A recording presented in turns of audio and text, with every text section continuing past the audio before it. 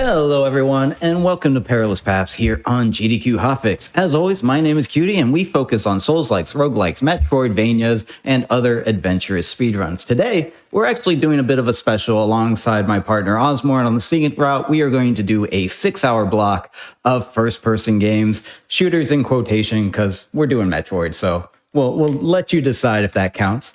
But today, we're doing the only kind of first-person games that we really get to do here, which is going to be Metroid Prime and Metroid Prime 2, any percent being run by Samuel6710 and Aaron Explosives.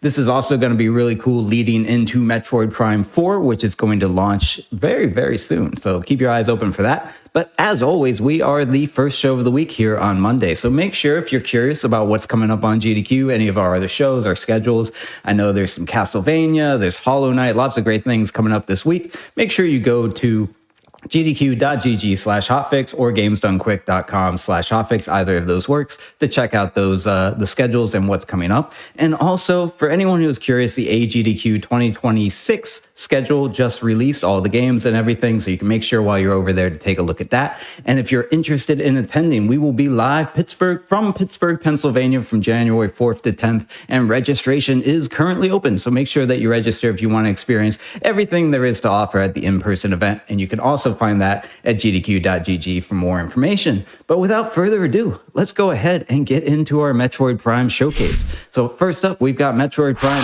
80% with Samuel6710 and Uncle Reggie. How are both of you doing today? Hey, I'm great. Real excited to get into this run. Yeah, Reggie? doing great. Happy to be here. Awesome. Yeah. Well, if you want to take a quick moment to kind of introduce yourselves, introduce the game, what we can expect to see, anything like that, and whenever you're ready to get started, just give us a 3, 2, 1 countdown and we'll get into it. Yeah. So I'm Sam. I've run this game for 2 years already. Wow. Mainly 100% and any percent with some category extensions, and I do a lot of randomizers, and I'm just addicted to this game. It's a lot of fun. And Reggie also run this game occasionally. Yeah, I ran the game for about 2.5, 3 years, and then I mostly did randomizer content, but now I mostly just talk about the game because I like it a lot. It's pretty cool, and I think everybody should know about all the cool stuff in it. Yeah. This game is pretty fast, so I'll let Reggie do most of the talking, and I'll do most of the speed running part.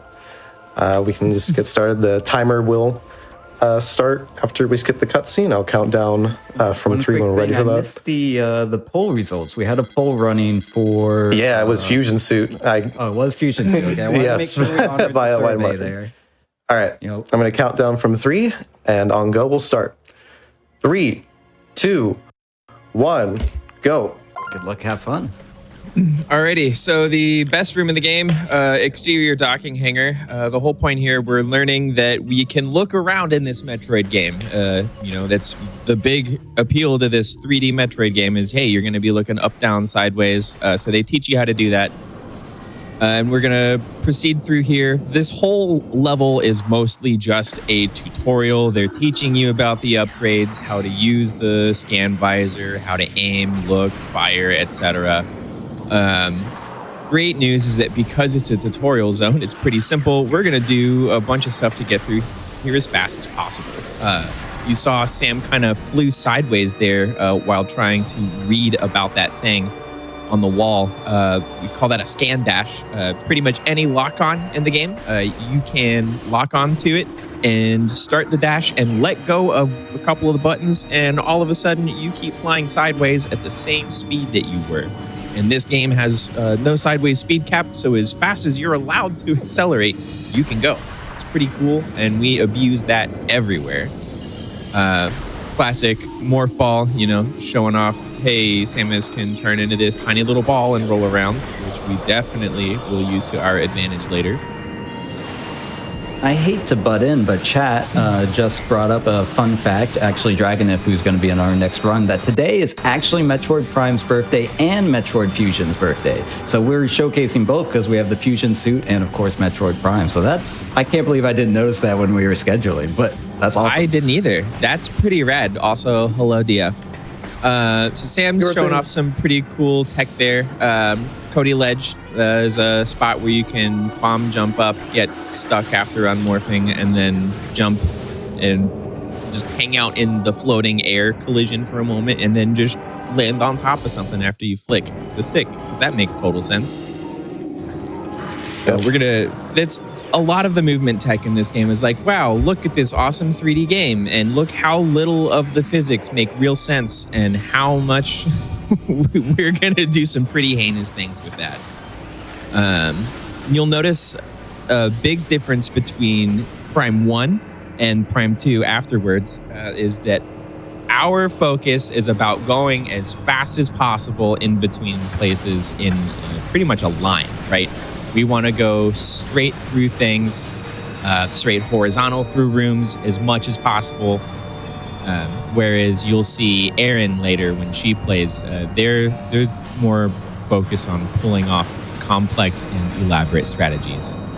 Parasite Queen, our first boss of the game, is supposed to be intimidating. However, if you scan her, you learn her face is weak to concussive shots. Well, what if we just shot there immediately and boom, she's dead almost instantly.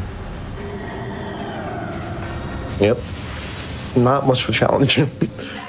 No, hardly at all. However, what is challenging is for the reactor core to continue working when a giant dead bug fell in it. So now we have to leave. We threw trash down where we shouldn't have, and it's time to get out of here about it.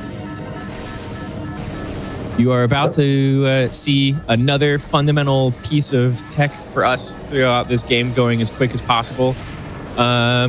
Sometimes being outside of the room is faster than being inside of the room. And look at that. Now we're outside. You will see here, we're just going to float into the air for a second. Turns out every room in this game is inside of a box. And if you interact with the edges of that box, it's almost like standing on real ground. I say almost because if you don't jump within 3 frames, you fall. And falling in this game is pretty bad. Erin doesn't like falling in Prime 2, but Sam really, really hates falling in Prime 1. It's one of the worst things that you can do in this game. Yep. So, good climb there. So, we're also deciding that, hey, going through the normal escape sequence seems pretty boring. We also don't want to lose our items. That's pretty awful. That's totally going to keep us safe from this, right, Sam? Because we didn't lose our items. We're skipping that cutscene. We don't have to lose our items, right? That's how that works? Yeah. Totally? 100%. Totally. Absolutely. Don't you believe us, cutie? We sound pretty confident, don't we? I mean, as long as you sound confident, that's what matters the most. I love your optimism here. Unfortunately, the hesitation is I'm a dirty liar. Don't listen to anything I say, but actually listen to everything I say. Because look at that, we made it out. We've still got Varia's suit. We still had missiles. We could still turn into a morph ball. We had bombs. That's awesome. I love that. We're gonna go chase this space chicken that we totally didn't run into in our escape sequence, and then go play around with all the stuff we got to keep. Right, Sam? Yeah, definitely. 100%.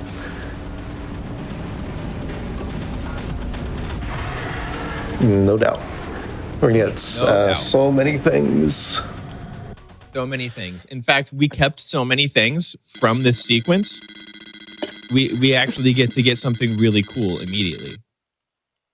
What item are we gonna pick up first, Sam? Is it Boost Ball? No. No.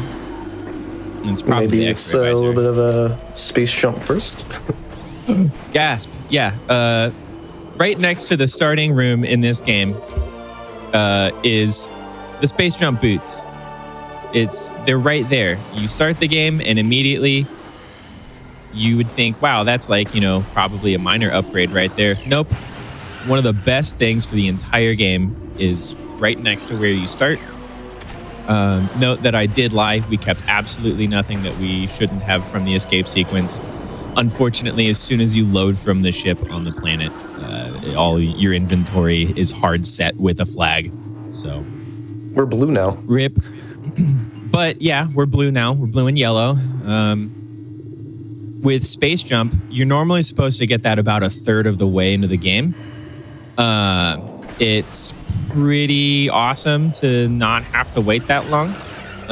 You'll notice a lot more dashing is going to happen because there's a lot more open rooms, and also space jump allows us to continue that speed sideways, and it's pretty awesome. We've talked about dashing. We've talked about out of bounds a little bit. We'll talk a little bit about R jumping. When you fall, you get something that's called limited influence, which means you can really only like turn where you're looking. You can't control the direction you're falling. We can purposefully give ourselves that state by pushing the R button in the middle of the air. That's all we have to do. You push that button and you have effectively lost control. But you can lose control with style in a fashion that helps you go even faster. And considering that's really the whole point of what we're doing, we're going to do that a lot. Really clean execution on getting more fall first there. Skipping over the fight to get in, get the item by rolling into the fight trigger while morphed. No matter what form you are entering that cutscene, it spits you out unmorphed. So we get to unmorph for free in that cutscene.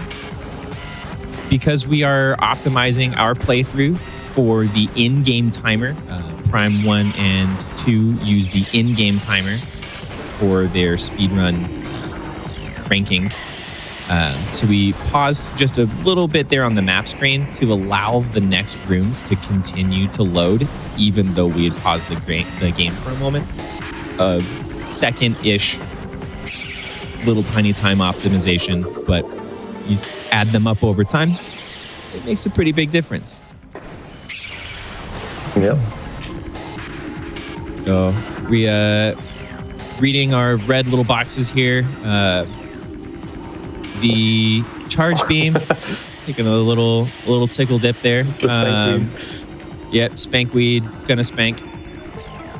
These red boxes are fun little runes that unlock this gate, because that's totally how gates work. And hey, look at that. If we hold down our A button, now we get stronger shots. Yep. What's great about stronger shots, Sam? The DPS on this thing is kind of nuts.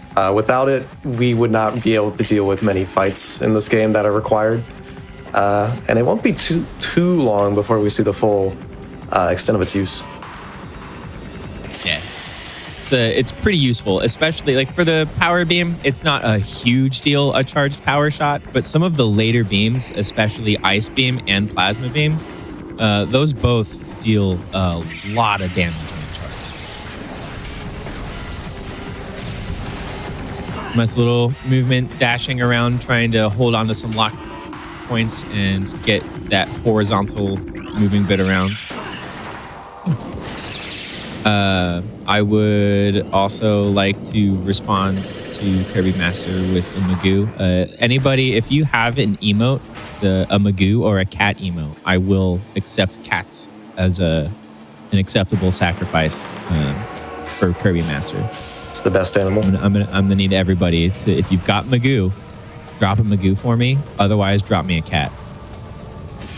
Yeah, good old cat time is always a great time. Speaking of time, we're gonna maybe lose some here. Incinerator Drone is a boss that is a scripted fight. It's pretty much we wait for a random number assigned time slot to run out, and then we shoot the thing in the middle. That's it. That's the whole fight. How long the fight takes is deterministic based off of when you start the game.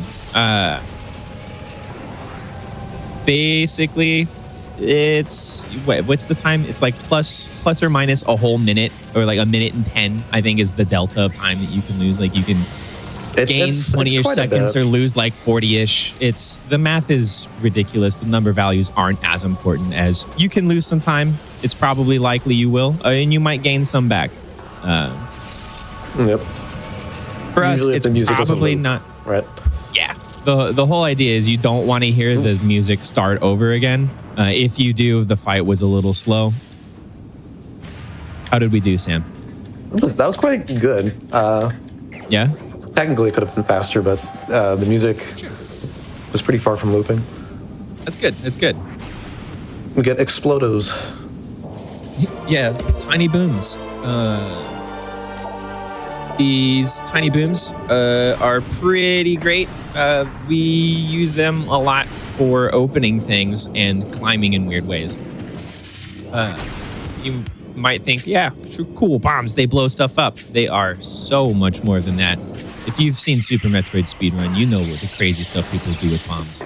We can't quite do as much of the infinite climbing stuff, but with under the right circumstances, maybe we can pull off something fancy once or twice. Right, Sam?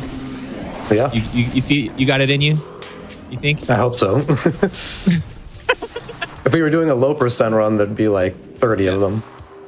So one of the cooler things that we can do with bombs is we can obscure the camera and make it think that we're standing on the ground and get a free jump out of it. So we're gonna lay boom, jump up, and technically Sam jumped 3 times. Jumped, and it's pretty awesome. We had the bomb jump, the ground jump from the air, and then the space jump in the air. You've got 21 frames from leaving the ground while in morph ball form to unmorph with the camera obscured and input a jump button. It gets you that extra jump state, which is pretty cool. We will use that again later. If you can sign their air fryer. Yeah. If you line up outside with your appliances, I will sign whatever appliance you like. Probably your solar panels.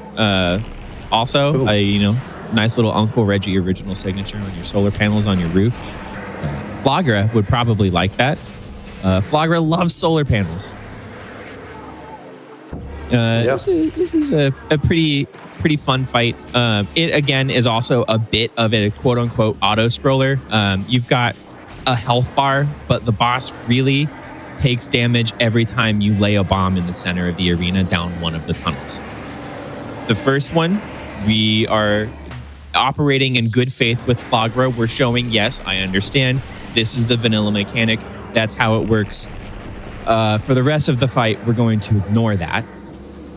Space jump allows us to move through the air with amazing ease, and all of a sudden, boom, we're just gonna fly over the tunnel, morph, fall up against it from the outside, and lay a bomb, because these aren't actually bomb slots. They just kind of hold you in place. It's just a really long bomb block. Yeah, essentially. And we just do this again for this time and one more. Yep. We're going to do it 2 more times, and it's pretty awesome. We typically call him the cutscene monster. Yeah. You will note that we are trying to fall back into the water each time. If you ride down along the actual tunnel, instead of trying to swing at you, Flagra will start spitting some orbs at you. And they're stinky purple orbs. They smell bad. They remind you of your childhood trauma, so we don't like to get hit by them. Yep. What actually happens there is that Flagra's animation of her trying to attack you during that cutscene, depending on if you've stunned Flagra or if she does shoot orbs at you instead, you can get hit directly out of the cutscene. And while she is the first boss, the damage she deals is pretty absurd, and you don't get any invulnerability frames for any attack, which you do for others. Yeah, and she can hit you twice. If she hits you both times, that can be almost an entire E-tank on if you're really having a good time. What is a great time is floating in an A pose, right, Sam? Yeah. Probably would not be good for my internal organs, given that I'm not standing on anything, but yeah, it'll be fine. Sure. But hey, now we're colored like puke, and we're ready to go be cooked like a little hot dog out in the lava hallway.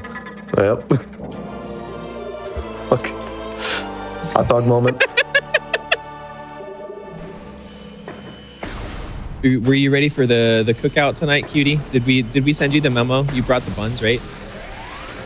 the buns. I got hot dogs. There's some vegan patties. I'm all set. Ooh. All right, good. We'll need the hot dogs later. So we But not talked the about vegan infinite jumping. No, we'll take the vegan patties now. So we talked about infinite bomb jumping shenanigans in other Metroid games. This is one of the instances that we can do it here in Prime. So this is the bomb jump known colloquially as early wild, because we are coming back to get the artifact of wild. Normally you need to have super missiles and spider ball, which are a little bit further into the game chain than we feel like going. We want to skip all those requirements so we can use the morph ball and some pretty nice timing to get stuck in the corner and fall just slow enough that we can land another bomb in time to climb up and come back and do this fight immediately, which saves a whole lot of time. Here we see the ghosts in Sun Chamber being absolute pals and friends. These guys suck. The idea is that we want to lay a charge shot into them right before they dash. Thus, we can juggle them.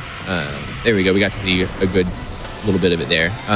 The timing window is pretty narrow, and they often suck to interact with, just because their AI is a little unpredictable. There are some things you can do to make them slightly more amenable. Like if you're far away from them, sometimes they often want to move closer to you. Notice the contradictory probability language there, because sometimes they're just going to be little jerks. The probability tables are haunted, and they always have been. So nice lineup. Yep. Sam stopped right here in the middle of this plant because the item spawns right in the middle of the flower. We get a little bit of time saved by overlapping the both of those. And now we're actually about to go to the cookout down in Magmore. Yep. Sam, I've talked a lot. What are you thinking about Magmore 1? Everybody's Magmore 1 is super fast, right? Sure. Magmore is a very awkward room for speedrunning. Not inherently because it's like difficult to actually get there safely, more so just being able to get there quickly. There are a lot of our strategies for getting through these rooms quickly requires some pretty precise movement through corridors or over platforms, and a lot of people, even the best players, can struggle to get everything correct. But it's always fun to watch, and especially fun to see someone pull it off well. Yeah. So not only are we out here for hot dogs and cookouts, we're doing vegan patties up first. I'm so sorry. We're both. We have options. Working the los dos.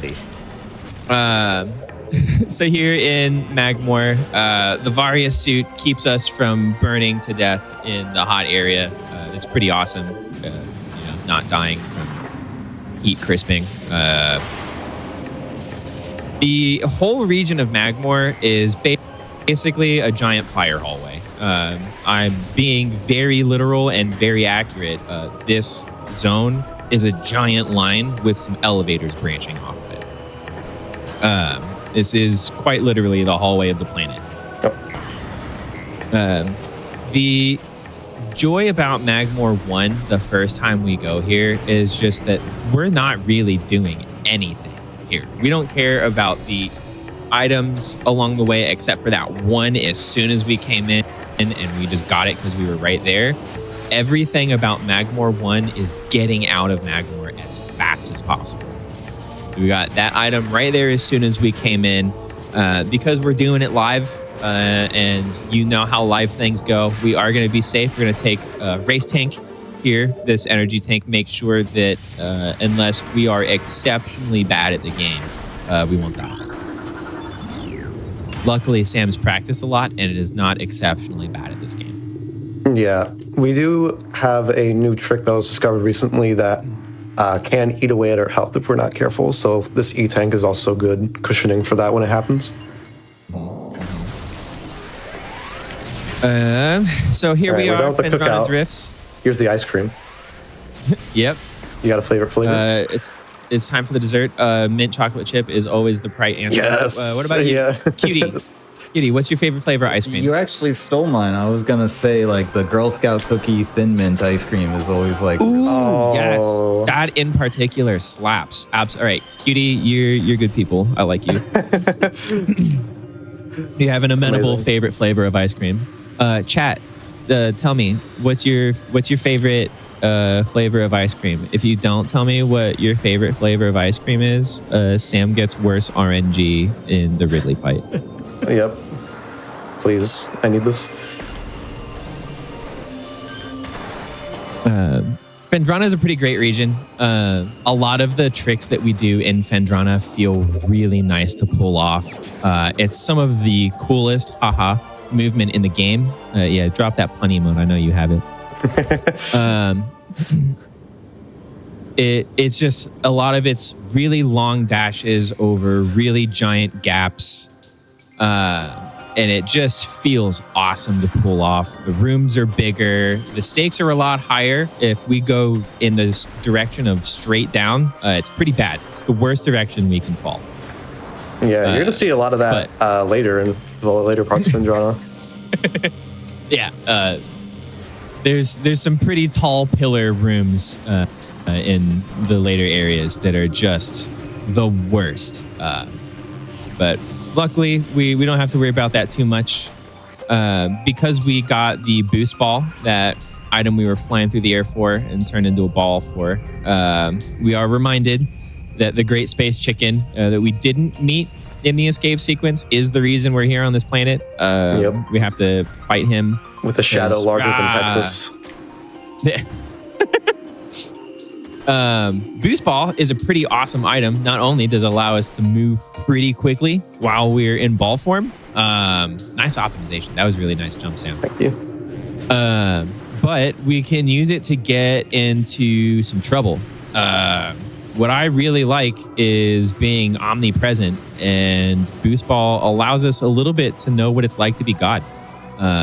It's a little blasphemous, but I'll take it. Ooh, very nice. All right, so this room, Chozo Ice Temple, we are going around out of bounds here. You'll notice Sam touched the door. If you look up at the map thinks Sam is in the hallway. Because Sam is technically in the hallway, but in this room, the collision values are not calculated the same, and thus we can get up to some trouble. Namely, being able to get back through the outside of the wall, back into that bomb slot in that little tiny morph tunnel. And now we're going to stick our face in this corner, morph, and then just kind of roll and flicker for a little bit. What we're doing is called infinite speed. And we are locking the ball in a place where our rotation speed is increasing so drastically that the braking system for the game can't slow us down fast enough. And thus, our speed keeps going higher and higher and higher. And eventually, we will reach a value that is so big for our rotational speed, the game says, you know what? I can't think about this anymore. This is too much for me. And when the shell disappears, will be a beautiful glowing spirit orb.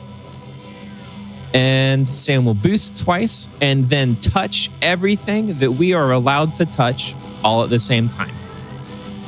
Because the next room is loaded, the room on the other side of that is loaded. We've got 3 rooms alive right now, so we're going to touch the artifact in this room. We're going to touch Wave Beam in the room 1 over, and start a fight in the Wave Beam room, all at the same time. As long as the orb... some spots. Okay. There we go. There we go. And it takes boom. a while, but sometimes it... yeah. Depending on which way you're facing there, the angle that you need to hold on the stick can get really uncomfortable. Yep. So there we have the Wave Beam. You did get to see an extra Samus standing there. That is a nice little extra bit that we get out of this. So the item that's inside these frozen hands, well thing, is the artifact of Sun, which we got at the same time as the Wave Beam. So we did Wave Sun is the name of that trick. and we got 2 items for it, which is pretty great. You would have to come back with plasma beam normally, and that's kind of lame. We don't want to do that. We're still a ways from getting plasma beam. It's not too far away, but we're not ready for that yet. Yep. We got to chill out a little bit first. It's the best 2-for-1. It's the best 2-for-1 deal this side of Talipor. Yeah, it really is. All right, Cutie.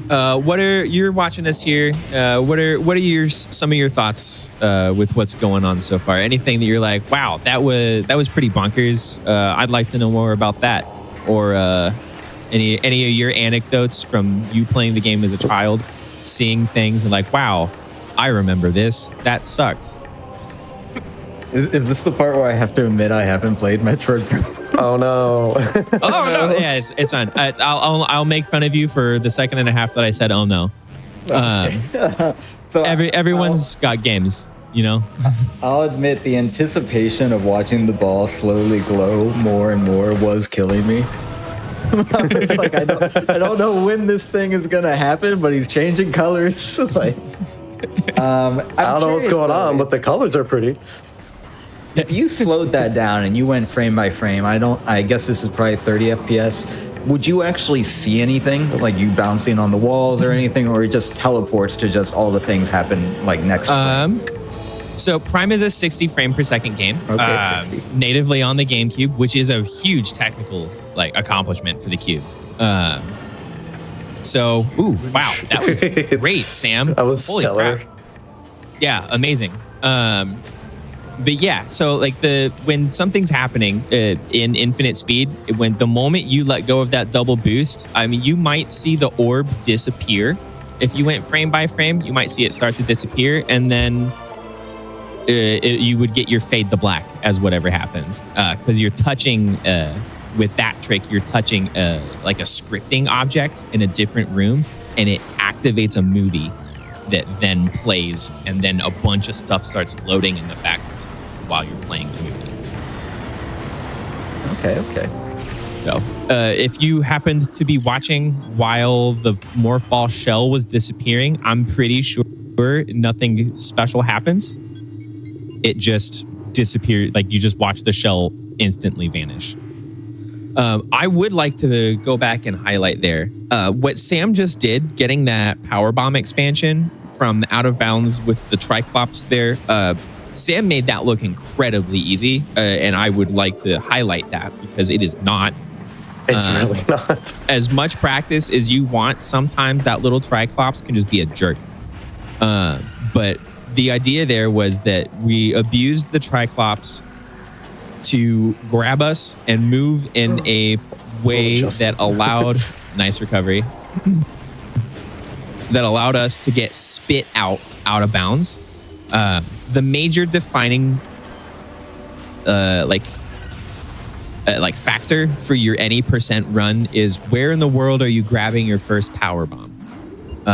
By grabbing our first power bomb there, we are skipping another use of the infinite speed later on that's a little bit slower, and we have to go out of our way to clear some of the dangers of using infinite speed that the Wave Sun trick automatically took care of us because of the cutscene movie. That in particular was a huge, great thing for us doing Wave Sun. We don't have access to that with the later infinite speed trick. So that Fiery Shores Secret World up for that power bomb was really, really nicely done.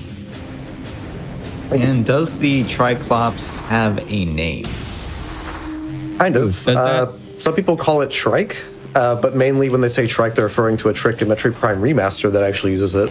Way harder to do that in Remaster than this game, by the way, and that's saying something. But not really. A lot of the that. names that people would use for that Triclops can't be repeated on stream.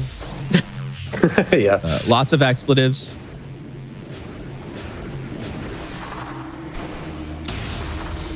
Yeah, maybe one of our. We've got some people in here that are pretty knowledgeable. Maybe someone will remember from the name database. There's so many enemies in this game.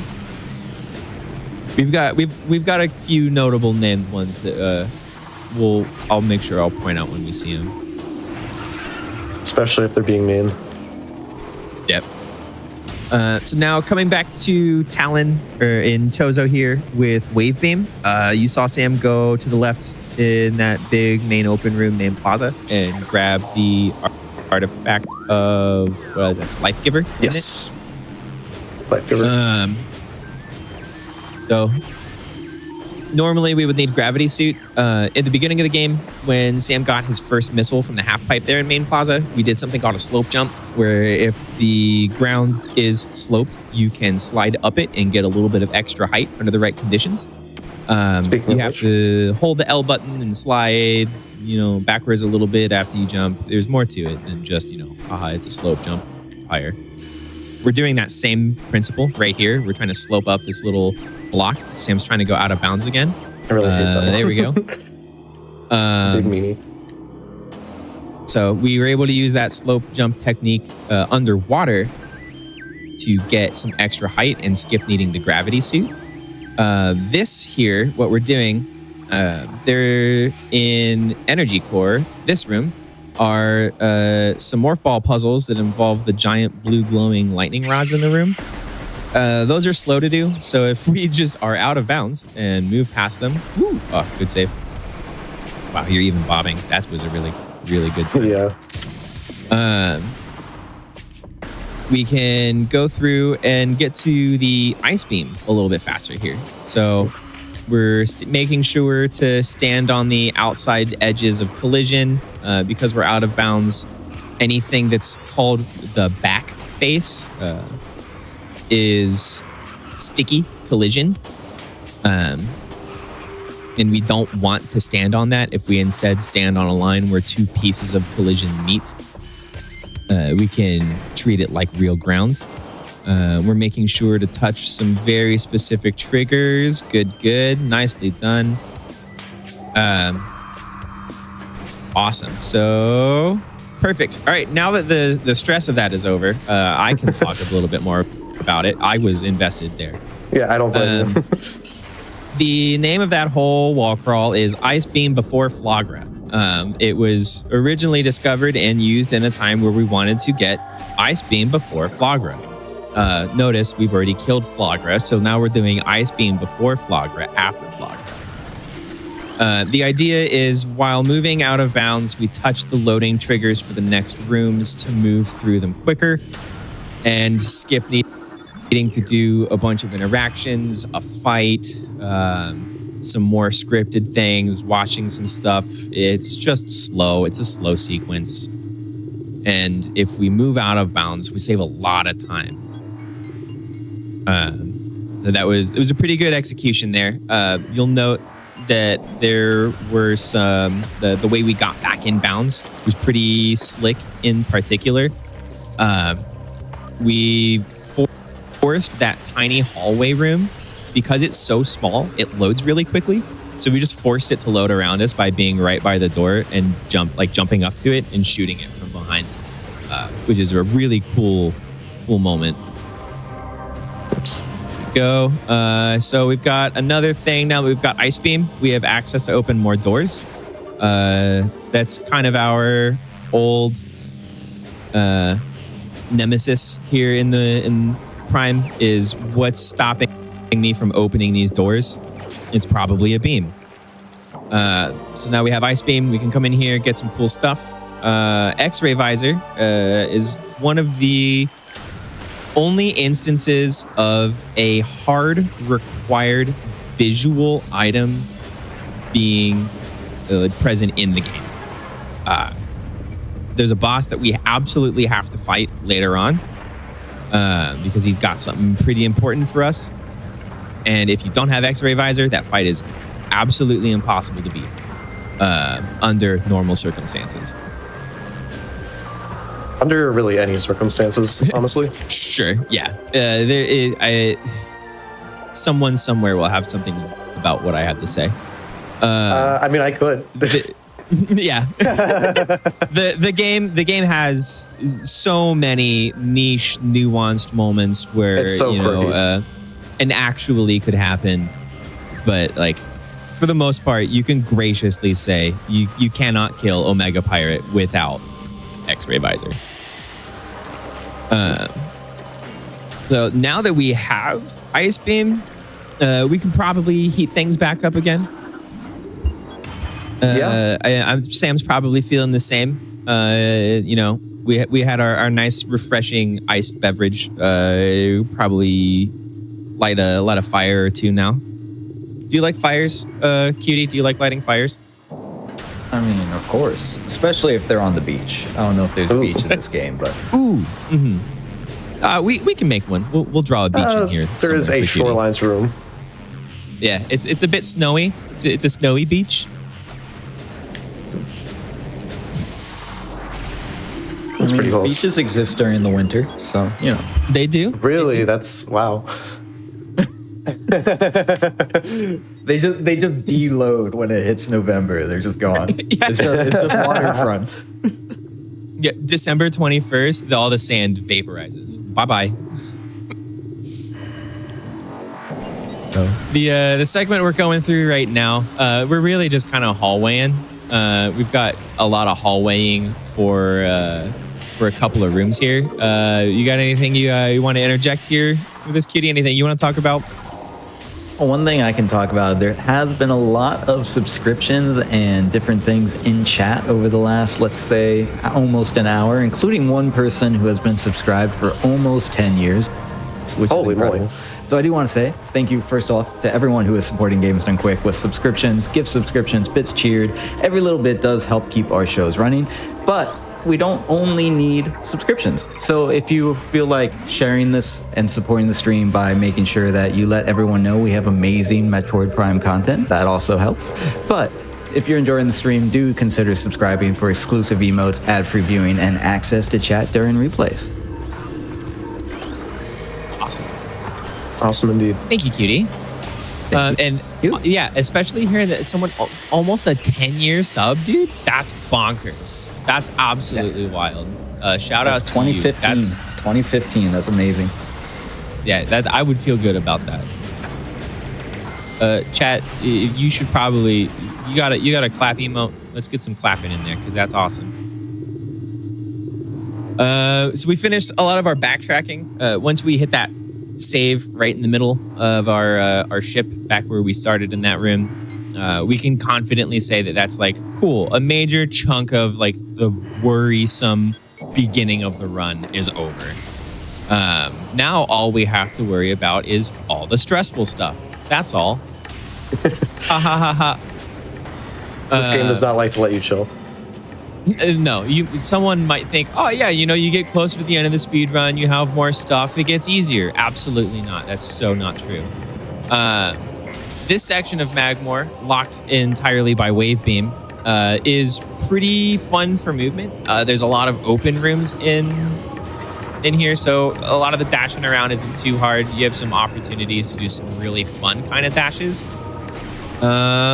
Beautiful first try. So that strategy to get up there to skip one of the spinners in this room is just the baby most bit faster, but if you pull it off immediately, it is. It also looks cool, so we are legally obligated to do it. Exactly. If it's faster and it looks cool, you got to.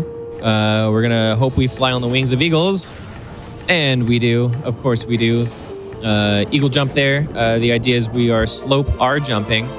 So we're going up a slope and then twisting and turning with the R button in that fun limited influence state we were talking about earlier. And that allows us to ride a little bit of jump height and some horizontal speed and skip that entire puzzle in geothermal core.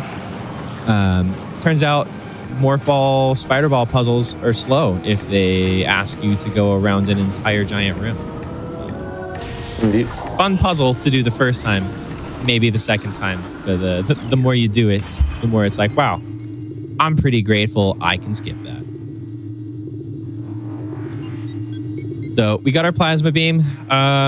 We get to go back in the AC. Yeah, we get to go spread the heat. We've got to dump salsa all over the place. This side of Fendrana Remember the tall rooms? The tall rooms we were talking about. Congratulations, we've reached them. This room, there's another tall room on the way, and then there's another tall room elsewhere. Any of these 3 tall rooms, like if you fall in them, it feels really bad. Yep, it does. And there goes 12 seconds just because I went down a little bit. But because we have boost ball, because we have plasma beam, because we have space jump, and a lot of practice and time. Wow. Hey, I can't believe it touched that. We can get through this a little bit faster. That was a really sketchy interaction there when Sam locked onto that flying pirate. That's not what we wanted to see. In fact, that was probably scary for a moment. These guys are very... yeah, they're insane. Yikes. It's okay, though. We gave them what they deserved. Oops. Now, I know Shout coming outs. into this, you said, I think it was yesterday that you actually set a new PB. How are we feeling on the pace of this run right now? Could be better. Honestly, it's surprisingly not that far behind PB, but probably not PB pace. Oh, okay. This goes to show how much free time save there is. Yeah. Yeah, I mean, like, anytime that I was remarkable. Something that's never happened before. Hey, that's our one. Sorry, have you're an not allowed to emote for use that, it, I Aaron. think. We took it. Do we have an emote for that? Help me check. There is somewhere in there. Happens all the time in this game, trust me. So we're gonna take a look at the item. We're gonna be so surprised to pick up that we have to take a breather later. That's thermal visor. We're gonna get it on our way out. For now, we're gonna climb up here and go a little quickly. So the reason we needed to go to that far side of Fendrana is to listen to the absolute banger of a track that's over there. And to also pick up an artifact. There was one over there locked behind. Edward. Ah, Edward. Edward's feeling. What is the union not in today, Edward? What's going on? This room, I guess that has to be research lab, Ether has a. There we go. Has a pirate. His name is Edward. Sometimes he doesn't like to do his job. It's because we're coming into the room backwards. Let's be a little bit fair to Edward. He expects us to come in through the front and kill the cutscene Metroid here, which reminds us, oh yeah, Metroid's in a Metroid game. Who'd imagine, right? Yeah.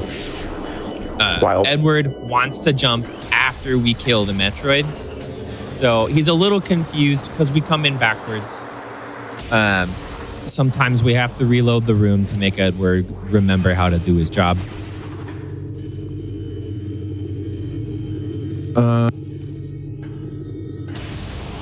I was going somewhere with something else, but it must not have been important. But yeah, we're getting another artifact here. We had to come up here to Control Tower. Doing a nice little jump over, shoot a missile over the invisible wall. / sometimes visible wall. And boom. Now we get what this is. It's been so long since I remember. Elder. Yes, this one's Elder. Gotta respect the elders. Yep. Respect them so hard I forgot them.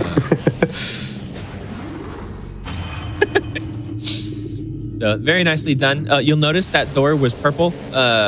Because Sam didn't reload the room, he didn't move far enough into Control Tower to load the other elevator room down. We were able to get back over to that door and back in super quickly. Saves a little bit of time. We are coming up on our pause, our purposefully scheduled interactive break chat. This is for you. This is for you to get up, drink your water, go to the bathroom, do all the important things. We're scanning our second box. We're going to scan this third box and touch the item. Sam, you can count us into our pause. Yep, we'll do it as soon as the text box appears. And that'll be 3, 2, 1, and now. Awesome. Well, as Reggie teed up for us, yes, we every now and then do take a break so that everyone has the opportunity to go to the bathroom, grab some food, anything and everything that you need to do to make sure that you can come back in about 5 minutes to enjoy the rest of this Metroid Prime 1 run. So we will be back in just a few minutes. Don't go anywhere. Well, go somewhere and then come right back. Hello, everyone, and welcome back to Perilous Paths here on GDQ Hotfix. We are in the middle of an incredible Prime any percent run. So let's go ahead and kick it right back to Samuel6710 and Uncle Reggie. Thank you. All right. From 3, we'll start the RT again. 3, 2, 1, go. So we just got a thermal visor there in that cutscene. What does thermal visor do for us, Sam? It lets us see orange and purple. Yes, that it does. That's literally it. All it does. Before we were unable to interact or visualize the colors orange or purple on the visual spectrum, and magically now that's all we can interact with and see is some variation of orange or purple. As you might expect, thermal visor allows us to read and see energy or objects based off of their thermal signatures. Wow, amazing. The item itself is not prolific, nor do we have a major use for it in the run. There is one boss at the very end of the game that having it makes way faster and easier for a single phase.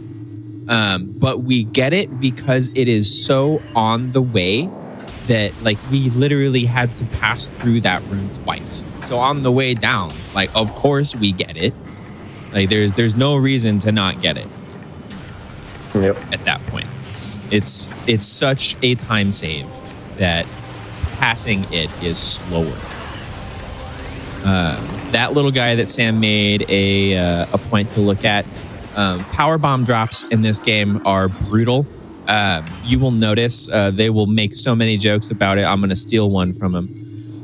Prime 2 has a much better drop system. It's got a mercy or a need-based drop system where if you need something real bad and you're out of it, the game's like, you know what? I'll throw you a bone. This game doesn't care about you. It will steal things from you. It will give you only health when you have full health and need missiles and power bombs. It doesn't care. It will hurt your feelings for fun. So that little guy was a guaranteed power bomb drop. You'll see there are a couple places where we will also be aiming for those pretty big. With Plasma Beam and all of the associated things gotten from Pendrana, we are now in the absolute hardest segment of the game, Phase on Mines. Not only are we here without gravity suit, we are here with about a third of the amount of energy tanks that we would have in a vanilla playthrough. Varia's suit, in this game, we have a stacking suit reduction or damage reduction based off of the suits that we have. Varia takes 20% of our damage away, or no, 10% of our damage away. Gravity reduces it by 20%, and then Phazon reduces it by 50%. So these guys hit really hard, and we're taking full damage from them, almost. It's pretty rough. So we're gonna try really hard not to get hit. Is easier said than done. Yeah, much easier said than done. This guy here is the cloak drone guarding our major item, the main power bomb. It's pretty important because it gives us 4 more ammunition for our power bombs. But there is a friend that we'll go visit later. If we have not picked up this item, we are not allowed to talk to him. Almost got it. That was cute. So Sam tried to go for what's called maze skip. I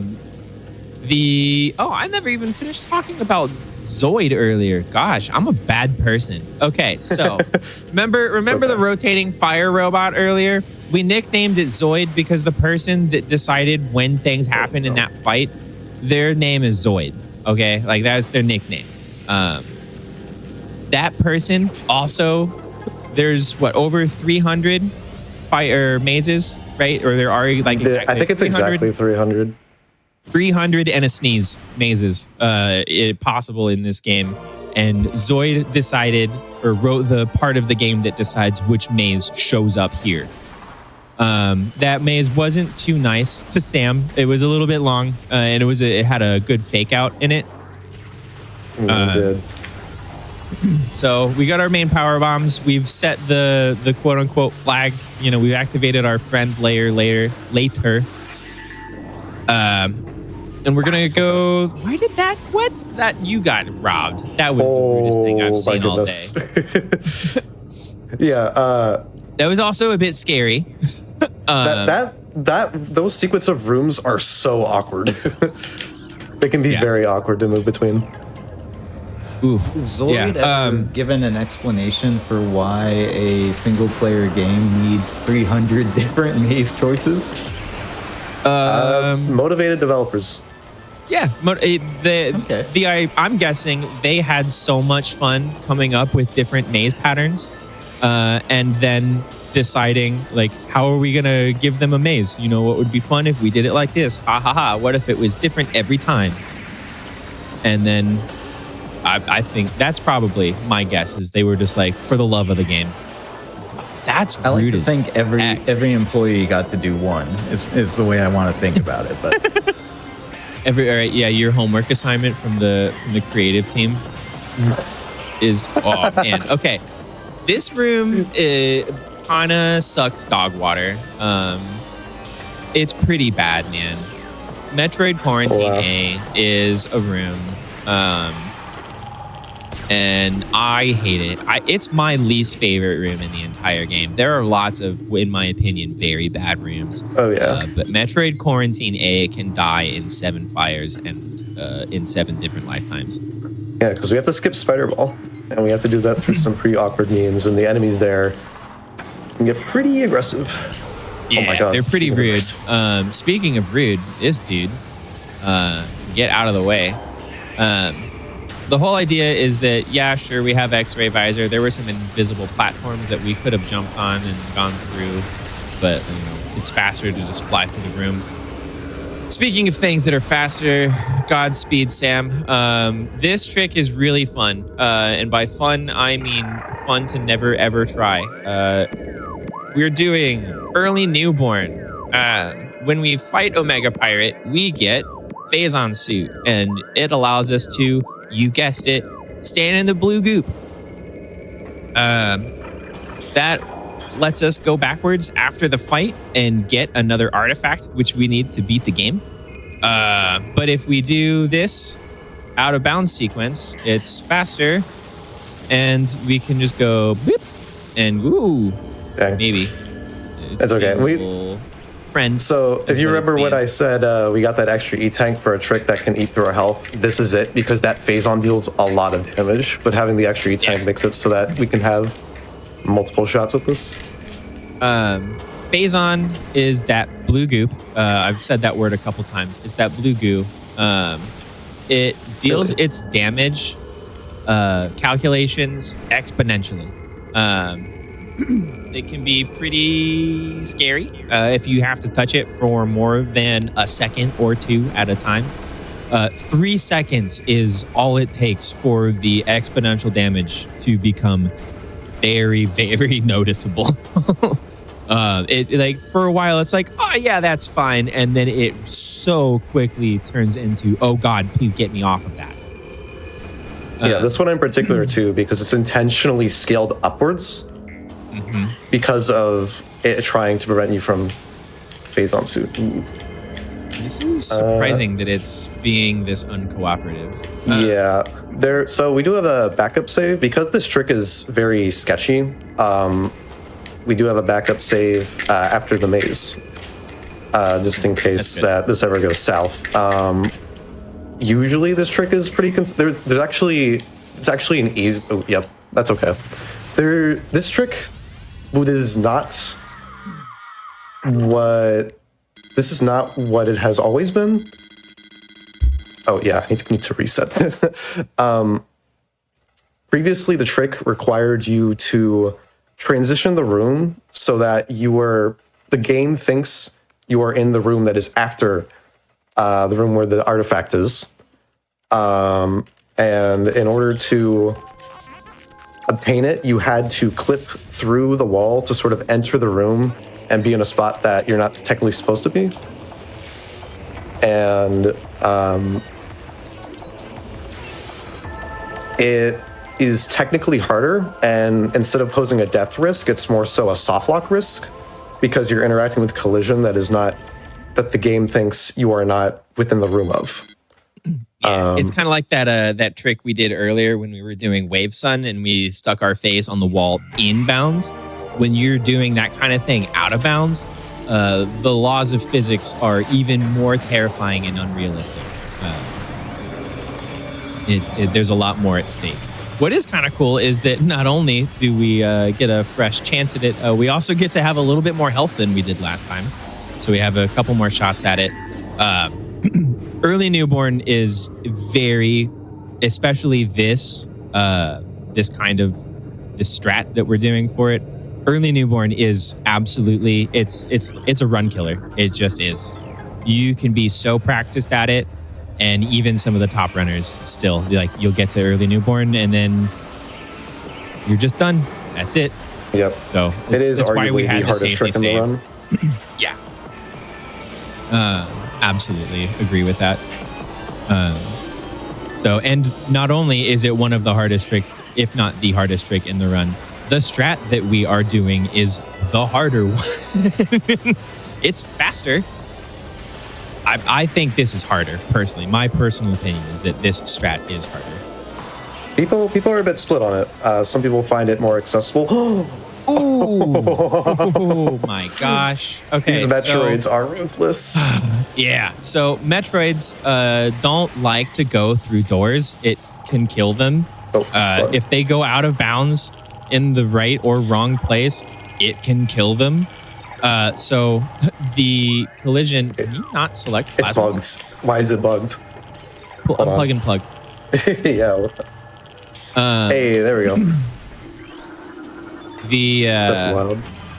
Wow, yeah. The Metroids, when you try to get through the doors, if you boost, sometimes they'll bump and like push you back. Yeah, they really want to get in front of you no matter what you do. Yeah. If you try to use boost ball while they're on you, you can they will send you in whatever direction they want you to go. Yep. All right, so we get to come back and see this room here. This is Fungal Hall A. You'll notice, Sam, this is where we went out of bounds. So this Early Newborn requires Sam to have the glider make this turn so that we get exposed to a specific spot on it that we can stand. The glider gets unfrozen, comes back to life, and Sam's going to do a little bit of pause buffering here and hope. You have to be in the most immaculately beautiful of spots on the wing of this glider to be pushed through the most immaculately. Like, we're doing that thing easier for a camel, Eye of the Needle. Yeah, Sam's doing that right now, but like the camel's not coming out okay. Yeah. It's pretty rough. If you have the most optimal position, it is a 7-frame window, and if you're even a little bit off, that frame window can go down. Yeah. So like the whole idea is that we're being squished through this tiny magic box that says, oh, okay, you know what? The math says you're allowed to be outside of the wall. I guess. Fine. Whatever. Well, I'll let you out. Just this once. Don't tell anybody. I'll have to let the other ones out too. Yeah. All right, so now we're going back here into Phazon Mining Tunnel. Again, we are supposed to have Phazon Suit, which is the last major upgrade that you probably are getting in the game that has an actual genuine good use. There's Flamethrower is arguably, you can get it after this, but you could get it before. But Phazon Suit, you absolutely got to get it. It might as well be the 13th artifact for the game. It essentially is. The only other, the Phazon not damaging you benefit is exclusively for this artifact. Yeah. Phazon doesn't really exist outside of phase on mines. Yeah, and we'll show off a little bit more about what else phase-on suit does and what it does for us. People saying plasma beam is the best beam in the game. Phase-on suit's the best beam in the game. Phase-on suit is in fact the best beam in the game, and we'll show that off. Hey, did we get it? There we go. All right. It can be real stubborn. Yeah. What we're doing is that artifact of newborn. It's the biggest of the artifacts. That is correct, Sam. I'm pretty sure of the 12, it's the biggest. If not, it's it's like top 3 biggest artifacts. You see, that's what I thought, but I swear I heard someone say like it's actually the second smallest. Actually, the second smallest. That's ridiculous. All right. It's surprisingly small. Metroid Prime fact, people. That's your one. That's your one. I'll give you this one. I don't know how big Artifact of Newborn is in relation to the other ones. For the purposes of this explanation, right this very second, just because I don't feel like looking at the documentation and I don't have it perfectly memorized. Artifact of Newborn is big and we can touch it from out of bounds. Haha. There we go. That's the explanation for the trick. That's the important part, right? Like, cool. It's big. We can touch it from out of bounds. We can get it. It saves us from having to come back after the boss fight with this suit, which is slow. In 100%, there's another version of Early Newborn that is also pretty fun, called Inbounds Early Newborn, where you just have a whole bunch of energy tanks and you roll into the tunnel and it's a race against time. You know, just be real fast and real good at your job, and you don't have to worry about it. You know what? Ooh, yeah. Those drops are very nice. I agree. But that power bomb drop, in fact, is so nice that I agree. Absolutely. Right here. I see a fun question in chat that I'd like to answer just for the sake of talking about the quickness of this game without using infinite speed. You beat me to it by like you beat me to the answering that question by a frame. So I'll you're the showcase. Yeah. Take it off before this. I get to explain OP though. Well, just real quick, infinite speed. The thing about it is that when you enter infinite speed, if you try to unmorph, you'll get something called light show. And while you could maybe pick up the artifacts, you would have no way to get a cutscene to remove light show. So you wouldn't be able to do anything after you've gone out. Yeah, it would, like, you could absolutely get Newborn with infinite speed, theoretically, but you're just not getting out. So this big guy, Omega Pirate, remember how I was talking about X-Ray Visor and it being hard required? It's this fight right here. If you do not have X-Ray Visor, you cannot kill Omega Pirate, and you absolutely have to get Phase-On Suit so that you can use the best beam in the game, Phase-On Suit. What we're going to do is we're going to shoot a single charge shot of plasma at Omega Pirate, turn away to recharge the beam, and shoot a second one.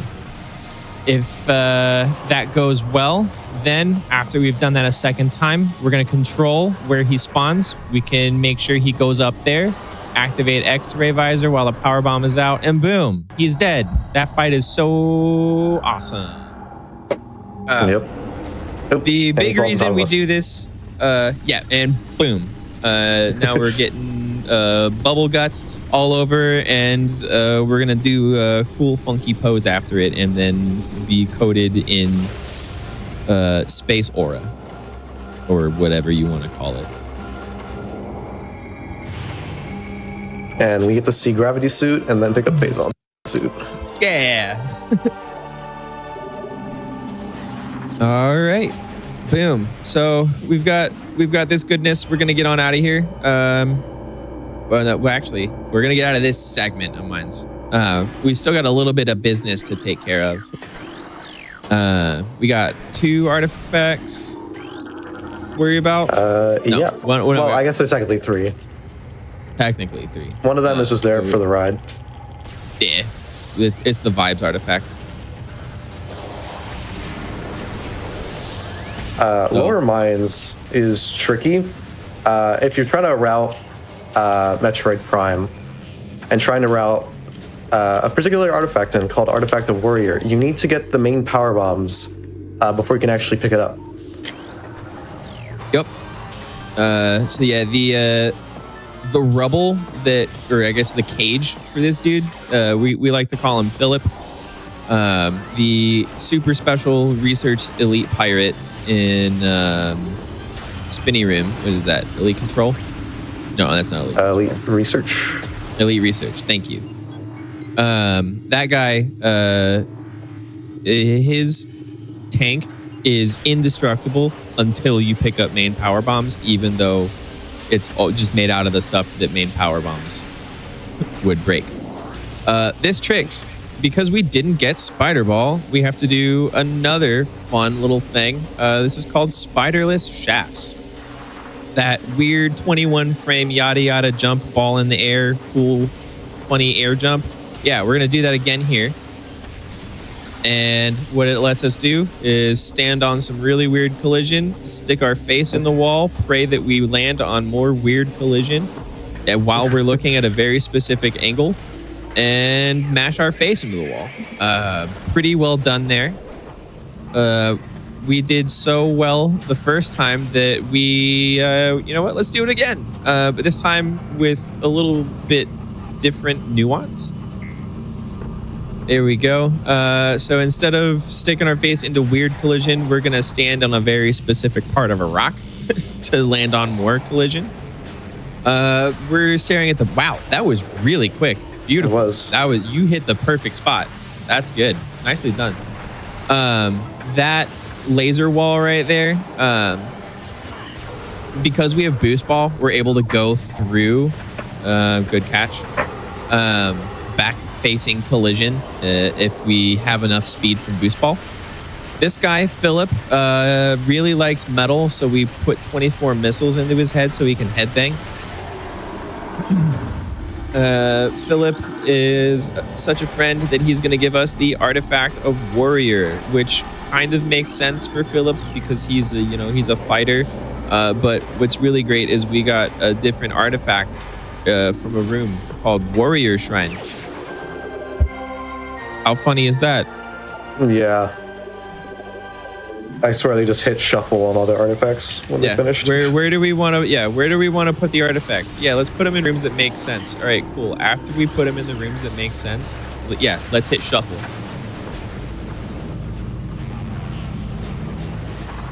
All right, we got Philip. Now you're on your way out of here now, Sam, right? We're all done in mines? Correct. All right, so yeah, we've got to go back. We've got one in Chozo, and then we have the artifact of vibes that's just hanging out. The 12th artifact is literally in the spot where we have to turn in all of the artifacts. So if you find 11, you get the 12th one free. It's the weirdest buy one, get one deal. acronym you've ever heard of.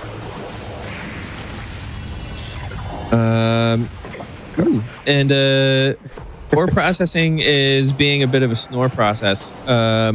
This room's got a whole bunch of weird little standables on it. After we've been through a bunch of different sections of the game here in Mines, we get Metroids now, which make the room kind of a pain to go through. Cutie, will you miss this zone, or are you happy to see it gone? I'm never happy when anything, disappears. So, yeah, I would miss it. I'm happy that we're no longer here, because this area is rough. Yeah, it's kind of duty. We don't like mines. It's because it is the last bit of the game. It's commonly a lot of runners don't. We like to reset for better times, so it's common for the end of the game to be less played than the beginning of the game. But in conjunction with that, it's just genuinely like it's a drag to get through that part, and it's hard. It is not an easy part of the game. There's so many risky strats. Everything hits like a bus covered in trucks. It's not fun. Yep. Now But we're done. We're out of there. We refer to it as the mines. Do we know why they're mining it? Do we know the rationale? Because there's phase on. Yeah, it's called Phazon Mines. Phazon, that blue goo, is a radioactive ore, which is kind of like the major overarching plot for the Prime trilogy. You'll see a lot more of the blue goo in Prime 2 with Aaron and DF. But We love yeah, goo. it's that the pirates are mining it because they're putting it into creatures to make them stronger so that they can take over the world. Ha ha ha ha. Those darn space pirates. Take over the galaxy. Yep. They kind of smell bad too.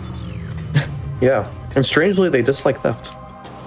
Yeah, pirates, space pirates, strangely dislike theft. You're so right. Hey, we were in this room earlier. What's really great is that even though we came through here earlier, there's still a giant invisible box that, God, we really don't want to touch. It starts a fight with a Chozo ghost that then causes us to have to interact with a bunch more stuff and loses us a whole bunch of time. Luckily, you can see that little glowy orb thing there. That's like the soul of the ghost before it appears to fight. Ooh. So nice. That was beautiful. Metroid Prime. Metroid Prime for the Nintendo GameCube. Ghost emotes in chat. Please. Yeah. Bro, I'm kind of ghost chat. I'm sorry, but if you have a ghost emote, put them in there. Luckily, Sam was able to do late game ghost skip, so we just jumped over the fight trigger, basically. We were like, well, I know exactly where the box is. If I don't ever touch it, I don't ever have to do this fight. Saves us a little bit of time. The out of bounds for IBBF that we did earlier coming through, if we failed getting ghost skip, we virtually gain, like we save almost no time from that wall crawl if we fail ghost skip. Yeah. You do an entire wall crawl to land on a tiny peg in the room. Yeah, to maybe save about a minute at the end of the run. Yeah. Like it's kind of ridiculous the things we do in this game to save time later. Good news is that we're pretty much coming up on the final like shtick of the game here. We're coming back to our final ship save here. We're gonna fight that space chicken we've been allegedly chasing this whole time, and then there's an all-you-can-eat crab buffet. But at the after party, they're serving calamari, and we'd rather go for the calamari. We've heard bad things about the crab. We don't trust the chef at this restaurant. So we're going to pretend like we're eating, and then we're going to get some calamari. Yeah. By the way, Reggie, I think since this run is a bit different, I think we're gonna do a bit of an OG exo skip, I think. We're going to do the standard one. Well, standard, quote unquote. Well, we're going to say hi to the Metroid. Okay. It'll be fun. I don't know if that was ever shown at, I think it was shown at GDQ maybe one time. New Exoskip kind of came and showed up. Okay, so we'll get to see a vintage Exoskip. Yeah. Which is the stupidest thing I think I've ever seen. So the Artifact of Vibes, also known as the Artifact of Truth, right here. We can trust the vibes to be true. Summons Meta Ridley. Turns out Space Chicken's been right here this whole time waiting for us to come back and break into this hole in the ground. We're going to hit him with a really great amount of time. Missed that second one. That's all right. The idea was we were hoping to make Ridley decide not to fly around. But that's okay. Sometimes it's more fun to fly around. A cool fact about this boss is that the armor on Ridley's chest, or its hit damage box, is, for whatever reason, not immune to Boost Ball. And it, in fact, takes so much damage from Boost Ball that the health bar would in fact be 100% deleted if not for this damage gating cutscene right here. A beautiful instant dash out of Ridley. So you can see we've deleted almost 80% of this guy's health bar just by delivering a boost ball to the chest while it was flying around. From this part, we're gonna do some missile spam. If you hold up on the C-stick, which is your power beam selector, you can spam the missile button at a consistent pace to rapid fire missiles much faster than you should be able to. Like you can shoot 6 missiles in the time you should be able to shoot 2 normally. It's pretty awesome. That allows us to deal a lot more damage in bursts and fry this chicken. The laser birds also say, you know what, cannibalism is fun. Let's fry the chicken again. And bye-bye. Now the chosen ghosts are pretty chill with us. Yeah, these 12 ghosts in particular are okay with us. The rest of them hate us. These 12 drank the Kool-Aid, and we appreciate the Kool-Aid. All right. Are you gonna safety this one? Nah. Old Exoskip is very safe. All right. So what we're gonna do here is you're gonna see Sam aggravate a Metroid to get its attention, and we're gonna kill it, and then spawn a new one. The new one that spawns, we're gonna be friends. We're gonna be long distance friends though. Like we're gonna invite him over and then be like, ooh, you know what? I don't like the way that you're acting right now. Maybe you go to the other room. What this is gonna do is this is gonna let us go out of bounds here in the impact crater. This is the final area of the game. So you'll see here in a moment, if you pay close attention to the map, you'll notice Sam is in the big room. There's our Metroid friend. So we're gonna get grabbed, bomb him off of us, and then go through back into this room, not look at him, because if you look at him, he might decide his existence is too dangerous. Well, and he did it again this time. Yeah, he did it anyway. There's this very rare thing that can happen where if you get hit by the Metroid, it can get sent so far out of bounds that'll die anyways. But if you wait, he will come back because he always comes back.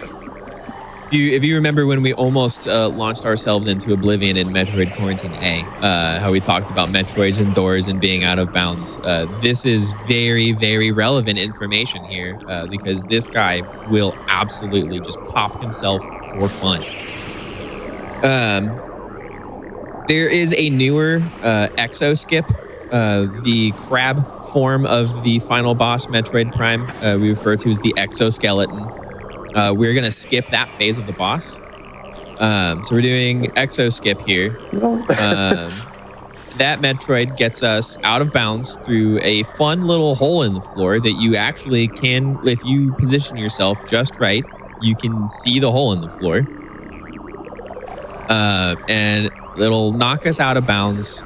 And then we can, if we're super amazing, we can get an instant unmorph using that same thing that lets us do the weird bomb jump in the air. We can get in one of those unmorph jumps right after being knocked out of bounds. Sam did get it, but then it looks like the ether box grabbed your toes again. It felt like that. Those animals are very small, and if you have even just a bit of extra speed, you can end up sliding on collision. Oops. Yeah, especially if you're holding either of the triggers, which we do a lot because it helps control our direction, but it also makes us a little bit slippery. Yeah, if you see people, you'll see like the arm cannon bob or like a sound effect for when you land, but if you try and jump and just like the game decides you should move here, then that's like you probably sliding off it, having too much speed. Yep. Oh, speaking of which, wow. Yeah. So what we're going to do here, we're really going to capitalize. You'll notice that like throughout the out of bounds sections, Sam has been touching very specific sections of rooms. That's because that's where everything in this game is done on triggers. So you're hitting an invisible box that tells the game to start putting the next room in the game. And we're going to keep touching those in very specific places while also not touching a very, very big box that tells the fight to start. If that happens, the whole point of being out of bounds kind of is ruined. It makes it seem like you do. No. So, sorry, I didn't mean to interrupt. But you're good. It's important to note that if that happens, the fight you would think would start. But what actually happens is that EXO does not ever switch beams. So actually just soft lock if that happens. Yep. It's really not great. So we're falling through here. You'll notice sometimes Sam is able to be in a very specific spot when he falls to automatically make the next room show up. That is ideal. It's very fast, and we love it when that happens. We're going to touch another invisible box here in a second, and we have successfully evaded the crab all-you-can-eat buffet. We're going into the home stretch for the calamari. Sam, you talk about this one. This one's pretty easy. Yeah. Here's Squidward, reincarnated in Metroid form. This is the Time will Metroid be Prime coming up essence. somewhat soon. This is Time Boss. So Yes. Here's our final boss. We skipped the crab, now we're on to the squid. This guy, Metroid Prime Essence. This is the whole reason we said Phazon Suit is the best. Ooh, wow. The Phazon Suit is the best beam because Essence here can only be damaged by the Phazon beam, which you can only use by entering these pools while having the Phazon Suit. And Essence is going to lay a pool and then swap to be invisible to everything except one visor. And the order is always the same. So what we're going to do is we're going to attack Essence as soon as it starts a new animation, which means it will cycle through these animations much more quickly. And what that happens is if we do it 15 times, it'll go to its cycle of laying a pool. And we repeat this 2 times while manipulating Essence to be in front of us. So if it's too close to the exoskeleton, it can actually skip the animation of laying a pool, and that'll lose a bit of time. So we're trying to keep her in front of us. So we're going to do this once more. And then on the last pool, we're going to want to try and take her out. And the best way to do this is by doing something called pool cancels, which will let us fire a shot without actually draining the Phazon in the pool. Time is coming up, by the way. Yeah. Yep. And time. GG. Excellent. GG. All right, and that's it. That's Metroid Prime. Any percent. The Fiery Shores Secret World PB route. Yep. We get to see here this big blue jelly orb is holding us back, and then it steals our suit colors from us. If we were doing a 100% speed run, we would get to see what the setup for the following game, Metroid Prime 2 Echoes, also for the Nintendo GameCube, being run by Aaron Explosives, commentated by DF and Yeah. The final boss here steals our Phazon suit and thus becomes a new evil entity called Dork Samus. She's a big goofus. She's black and blue, and she smells like butts. She's really annoying, and we don't like her. She gets in the way a lot. Aaron is going to beat her up about it. Yep. Absolutely. Yeah. Cutie, what were some of your exciting parts? We've got some credit time here. What were some of the highlights of the run, particularly for you? Some things that you were like, holy wow, dude, that was awesome. I mean, for me, it's got to be the infinite speed glitch. You see out of bounds and other things in other runs. You don't often see omnipresence with multiple main characters spawned into a cutscene. So that's got to be pretty unique, I think, at least for me. I do watch a lot of runs, so hopefully in general, but at least for me. But while we're going through the credits, now is a great time to tell the people about where they can find you, anything you have coming up, any shout outs, if you have a community, an event, anything and everything. Now is the time to let the good people know where they can find you. Yeah. Reggie, why don't you start? You're the head of a lot of things. Sure. Yeah, Uncle Reggie. If you take Uncle and put the name Reggie after it, you can find me at that location on twitch.tv here. I do a lot of stuff with the Metroid Prime randomizer community and the Randomania community. There's a lot of overlap. It's the program we use to do randomizer. I get to be a part of a run with the Final Fantasy randomizer community's winter event. I get to do some randomizer for them. I think it's December 5th. It's a Friday evening. I'm excited about that. Socials, I am on Discord. If you join the Metroid Prime Randomizer Discord, you absolutely can find me. It's super easy to do that. In terms of the speedrun, the Metroid Prime speedrunning Discord is also a great place to get information about getting into the game.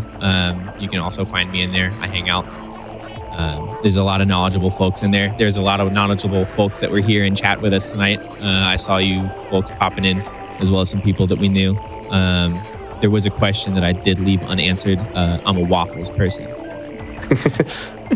For the record, that I'll sneak that in here. I'm a waffles person.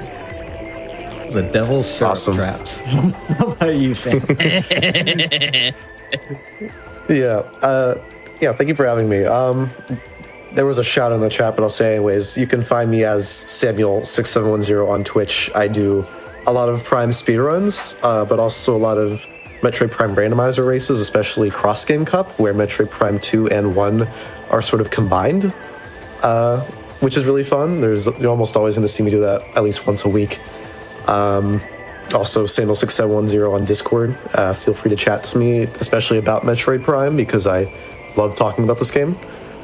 And I will be doing probably some PB runs this week, or at least later this week, if I have time to do it between my Archipelago multi-worlds.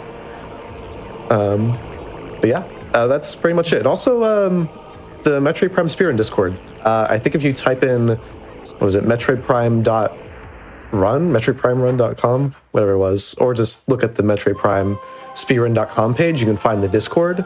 And it is full of really cool people, a lot of knowledgeable people. It's how I learned how to run this game and just locked in and got to know so many of the awesome people there. I want to say thank you to Edson and Vertigo for helping to push me to become better at this game. Yeah, I think that's everything from me. Speedrun Metroid Prime, or at least play Metroid Prime. It's pretty good.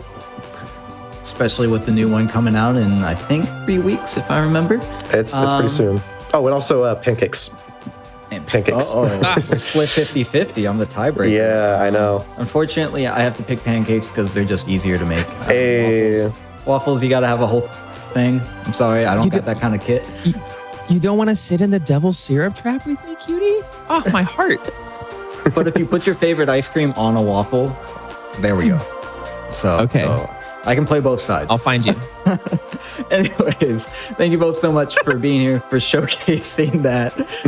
We are going to take a quick break as we get set up for Prime 2 with Aaron Explosives, as we mentioned a little bit earlier. And while we're doing that, if you're interested and looking to get more involved with the GDQ community, we mentioned Discord a couple of times, you can join the official GDQ Quick, Games Done Quick, or GDQ Discord. Games and Done add the Hotfix Quick. role to stay in the loop on upcoming events, chat with staff, and more. So use !Discord and Twitch chat for an invite and more information. But we'll be back in just a few minutes.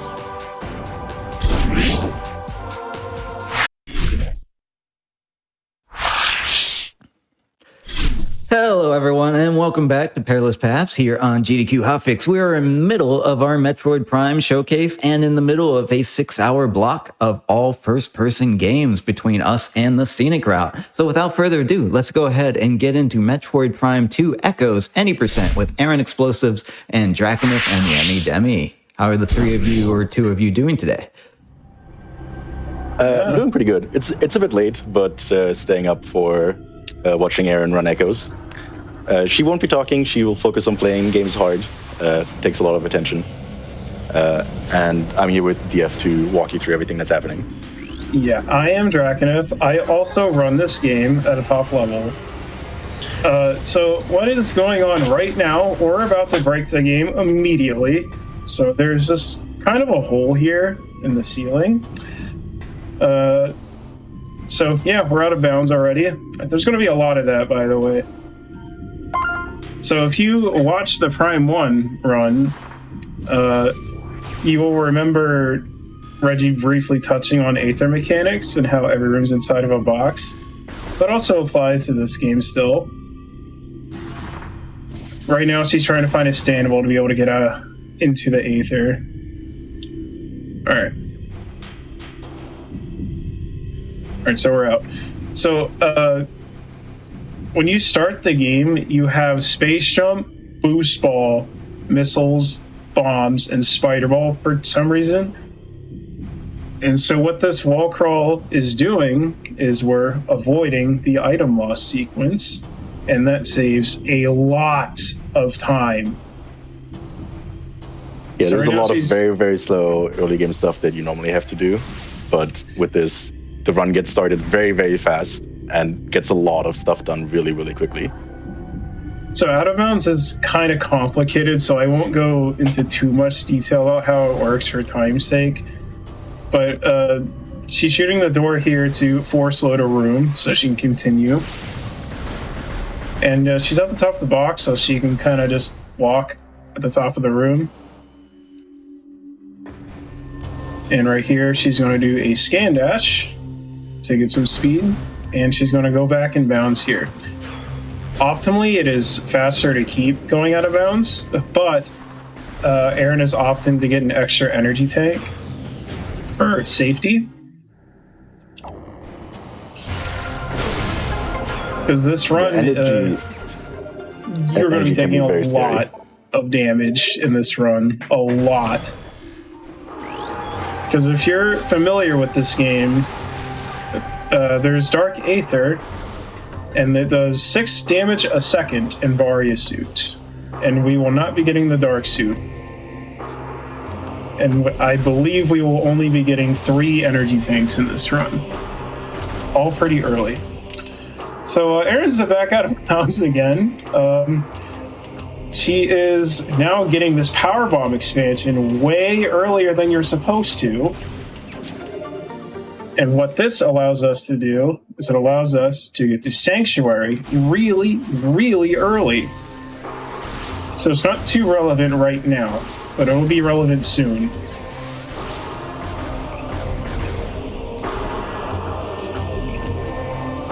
She's gonna get stuck on this door corner here and transition the room. And now she's gonna hit this load trigger. Shooting the music, I love it. So now she's gonna do another. Sorry, coming from Metroid Prime 1, which we just saw, and we're already out of bounds and doing some of the similar tricks we just saw, how does this game really differ from the first game? If people were watching them back to back, is there anything majorly different? Any glitches or tech that we're doing that might be a little different? Anything we should be focusing on? Yeah, Yeah, so there are quite a few differences. So movement in this game is quite a bit different. So dashing is significantly nerfed compared to Prime 1. So you can't go flying sideways asterisk all the time. But there's still ways to go fast. Boost Ball is also significantly nerfed. It has a much higher cooldown than it does in Prime 1. But Echoes has a couple of things unique to itself. For one, it has screw attack for movement, and screw attack is busted. I'll go into more about how broken it is later. But, yeah. There's also the fact that it's much easier to get a trick called an instant morph in this game. So there's going to be a lot of those bomb space jump tricks that you saw in the Prime 1 run earlier. You can also get instant morphs in this game, which don't exist in Prime 1, where it's the same as an instant unmorph, where you skip the unmorph animation by blocking the camera. An instant morph is where you skip the morphing animation. And they're very cool and very fast, and there's a lot of places where you can do them with doors, and it's a very nice optimization in a lot of places. Alright, so now she's going to go fight Bomb Guardian real quick. What is she doing? I'm just kidding. She's going out of bounds again.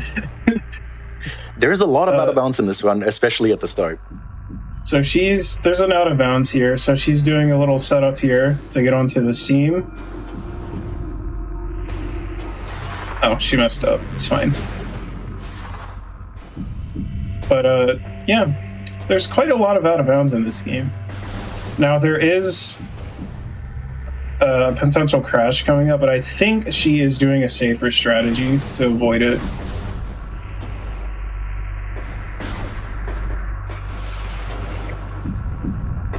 Yeah, this game has gotten quite a bit more friendly and safer to run as compared to what it was a long time ago.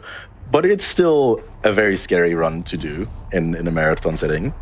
There's a lot of stuff that can go very, very wrong very quickly. But there's some things you can play a bit safer, which Aaron will opt to do, and some things where you just have to be good. But Aaron has done a lot of practice for this, and I'm sure she'll make it work. So this is Sand Canyon. She's just going to fall off immediately because this will spawn her on the other side. And what she's doing now is she's setting up to go out of bounds yet again. This jump here, after you fall down, has a 3-frame window to get. And the game runs at 60, so it's pretty difficult to get consistently. It can be a little bit annoying. The timing is awkward. You have to jump very, very late and get stuck on some collision. What she did right there was called a reposition. If you get stuck on back face collision like that, Samus will kind of like bob in place. So if you like move the control stick in a specific direction, once that bobbing starts happening, you can kind of force Samus to go somewhere else. Yeah, so she's opting to do the safer strat here. Optimally, you would want to just start the fight from out of bounds, but that has a crash risk, so she's just avoiding that crash risk for, marathon safety. Alright, so we're doing our first boss fight, Dark Samus.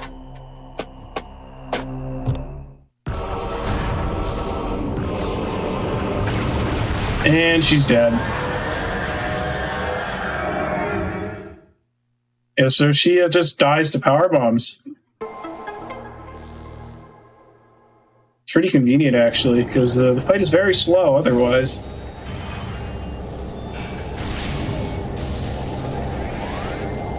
So one of the core aspects of this run is getting both of the beams as early as possible. The beams, or dark and light beam, just kind of open up the entire game.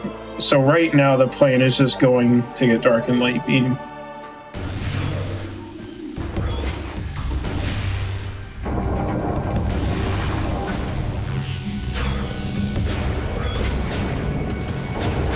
In general, this game allows you to sequence break so much so early and to get a lot of stuff that you're not supposed to have until way later in the game, almost immediately. So that's kind of what the speedrunner ends up doing, to skip the item loss, which itself skips like almost all of the early game.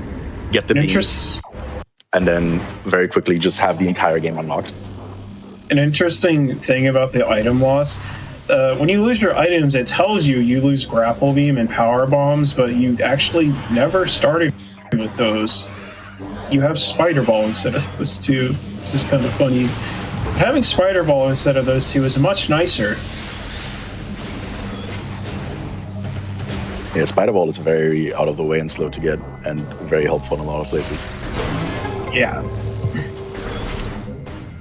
So she's just going to use the save station real quick. So just like Prime 1, we go by in-game time.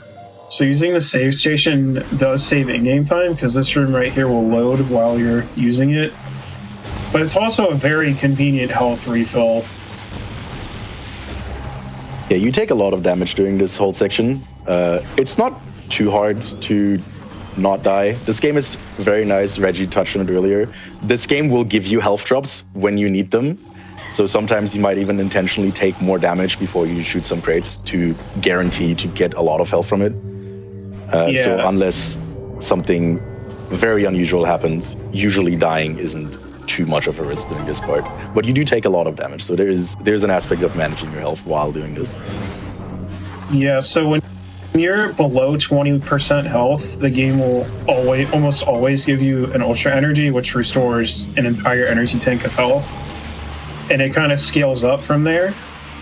So the more health you have, the less likely you are to get good health drops. And if you have 0 power bombs, the game will almost always give you a power bomb drop. And if you have 0 missiles, the game will almost always give you a 2 missile drop. Yeah, But only it's if you very have 10 or funny. more missiles. It's very funny in Echoes. Sometimes you see Echoes runners say like, "Oh, I need some missiles," and then shoot 3 missiles against the wall before they break crate. Which is Wasting missiles to get more. Yes, that's how it works. Right there, she did another cool thing that only works in this game, really, which is called a roll shot. If you unmorph and press A, if you press the unmorph and the A button at the same time, you can shoot as you're unmorphing, which is a very nice thing to do to unmorph and immediately open a door in front of you. Dude. Oh, what? Dude. Okay, so I take it back. Everything I said about this game's drops being generous, she just got trolled so hard there. That is extremely unlucky. I don't think I've ever seen that happen before. So she was definitely below 20% health there, and the game just gave her no health drops. Thanks, game. This game is mean sometimes. I've never seen that before. That is like a 1 in 10,000 chance that happens. That is insane. That's marathon luck. So where are we going next, DF? Oh, so we're going to be going to the second area of the game, obviously Sanctuary Fortress. Second area of the game, you say? Yeah. That's not how I remember this game. Oh, well, that's how I remember it. Okay, you must have had a different version than me then. So this is where the power bomb comes in handy. So yeah, we're just going to Sanctuary now. And if you remember doing Sanctuary Fortress casually, you might be thinking, okay, well, she's going to go get Cobalt Visor and then go get Spider Ball. Or sorry, Cobalt Translator. But no, the first thing we're doing, Sanctuary, is getting Screw Attack. Screw Attack is the most important item in this game. It allows you to do so many sequence breaks that otherwise wouldn't be possible. Allows you to go out of bounds in so many places. This game, it's so much easier to get out of bounds in a lot of places compared to Prime 1, and Screw Attack is a major reason why that's the case. Fun little elevator ride. Alright, so here comes another trick. This is called Gyro Skip.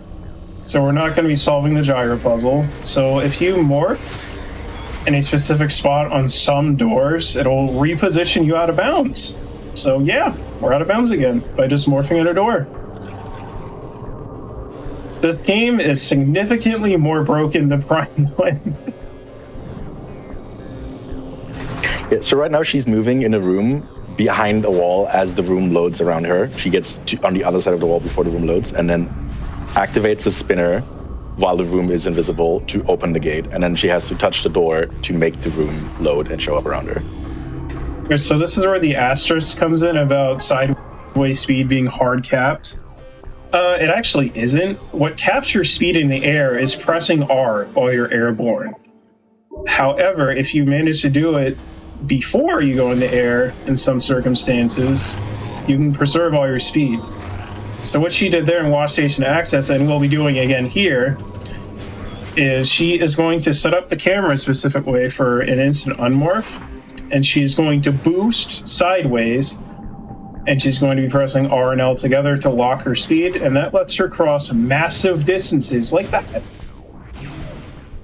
Yeah, that room was very hard before this was found, and you had one try, and if you did not get it, you couldn't finish, pretty much. And this is another instance of avoiding the hard speed cap. If you dash into the ground, press R right before you land, you preserve all your dash speed. So you can get high dash speed in this game still, but it's a little more involved than Prime 1.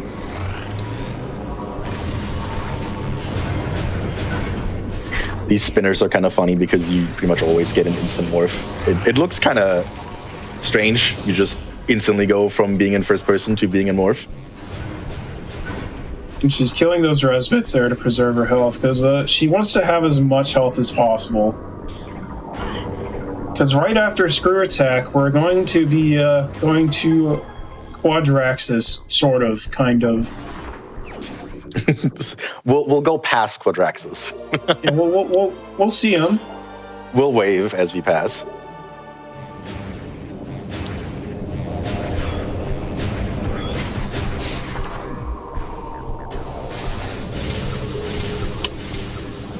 Yeah, so this item is very broken. It won't be coming up like super soon, but yeah.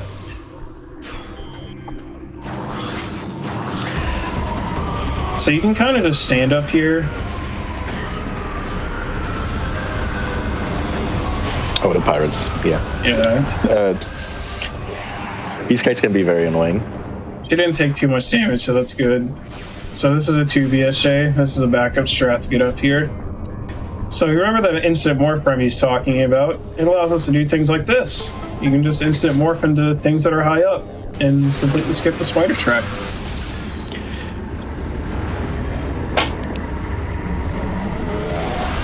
All right, fun time coming up. All right, so this is a very stressful part of the run. So if you remember what I said about Quad, we're not actually going to be fighting Quadraxis. We will be skipping him. And this is the fastest way to go out of bounds. So she's going to be doing the same kind of dash she did in Volt. Oh, nice. And she's going to screw attack all the way over here. It's fine she got stuck. Just gonna transition this room here.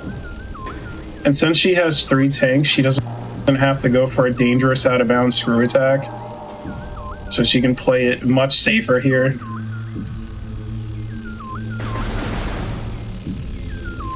This is why we got the extra E-tank, because during this entire part you take damage. So it's very, very scary. Alright, so there's Quad. I don't know if you'll be able to... Yeah, there's his leg. There he is. Hi, Quad.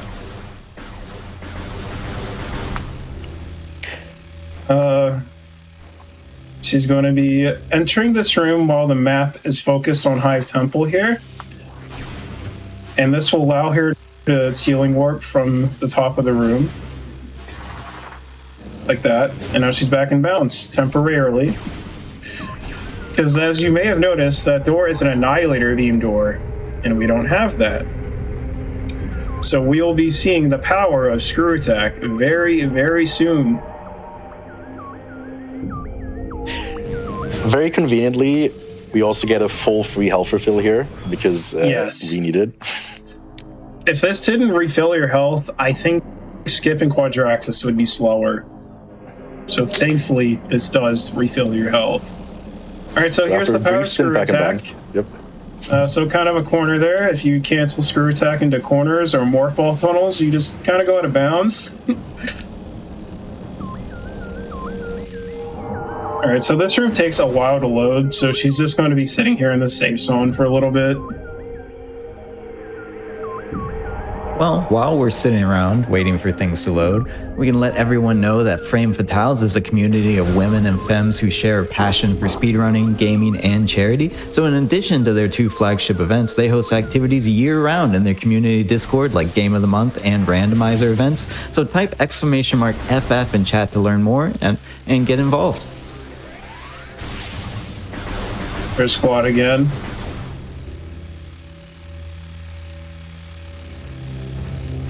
Would you say we spend more time inbounds or out of bounds during this run? I think we're in more inbounds. There's just a lot of out of bounds early in the run. This game is very front-loaded. Yeah, all the sequence breaks, or most of them, are like in the start of the run. And we almost made it past quad skip, which is Alright. easily the scariest part, and we made it. That So was the that went most... Yeah, that went well. Yeah, okay. We're good. Big relief. I'm sure she's very, very happy that that went well. That is the biggest run killer in any percent. It's so easy to fall or get stuck somewhere or just like lose time and just not have enough health. So from now on, it's not home free, but certainly it comes down a bit. Okay, so why did we skip quad? Why did we skip quad? We clearly didn't get Annihilator. What did we do there? So we don't need Annihilator to finish the game. Fighting quad is slow. So the reason why we want to go back behind quad is because we want the energy. And why do we want Sanctuary's energy? Because that's what unlocks Light Suit. To get all the Dark Temple keys. Or Sky Temple keys, sorry. Now, it is possible to get all the Sky Temple keys without Light Suit, but it is slower for a human to do. And it is much, much harder. So we're going to be returning the energy we just got. This is actually the only area where we return the energy. For the other ones, we don't have to. Yeah, Yumos apparently only cares about Sanctuary's energy. The other places can go die, I guess.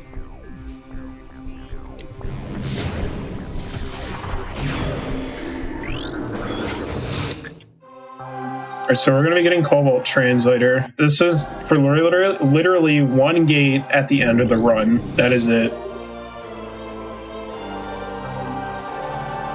So if you remember how she went out of bounds here in the Dark World, we're going to be doing that again. It's not strictly necessary to do this, but what this does for us is it allows us to get a state called Cannonball. And I will get to that when we get there. But for now, she's just doing some more out-of-bounds stuff.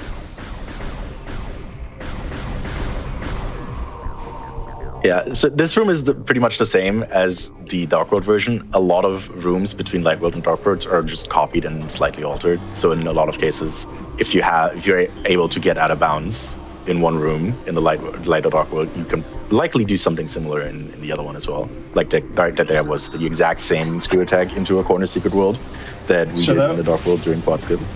So that was a little scan visor glitch. If you scan or lock onto an out-of-range object near a backface collision, you can just scan it from really far away. That just saves a couple seconds. Alright, so we got the cannon. Now she's going to be bomb jumping back up through the sticky collision.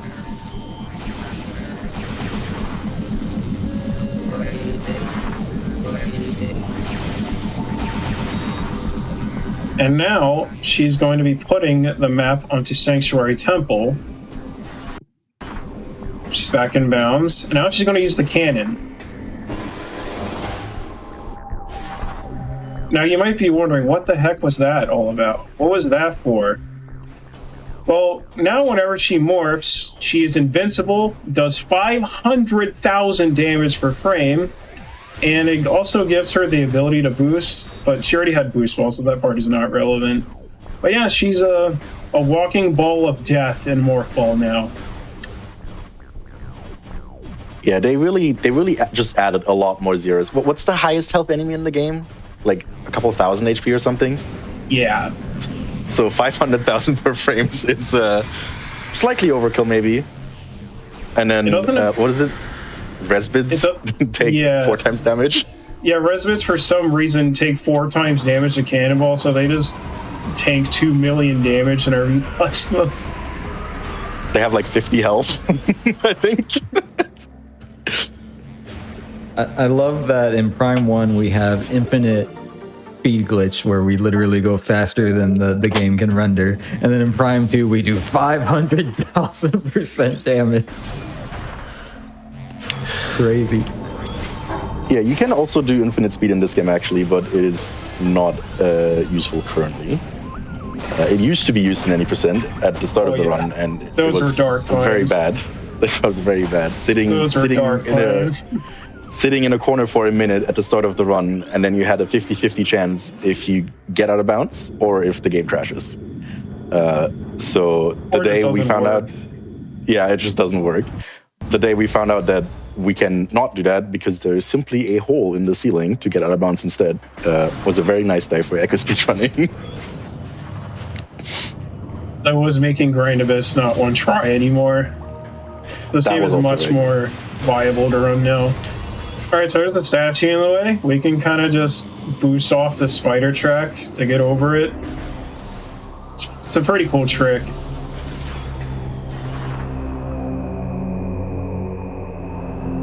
Yeah, boosting off spider tracks like that is really cool. That's also something that doesn't really work in Prime 1. Works different in Prime 2. I should mention why we're in Torvis now. So we need to get out of the Sanctuary to get Temple Grounds, and the only ways back to Temple Grounds is either through Torvis or through Aegon. We want to go to Torvis because we need to take care of some things in Lower Torvis first. We need to collect the Dark Temple key for Chico later, because Dark Visor is required. And we are going to be fighting Powerbomb Guardian. And you might be wondering, why are you fighting Powerbomb Guardian? We already have Power Bombs. There's a Sky Temple key in Dark Oasis that does not exist until you fight Powerbomb Guardian. So that's why we have to collect that still.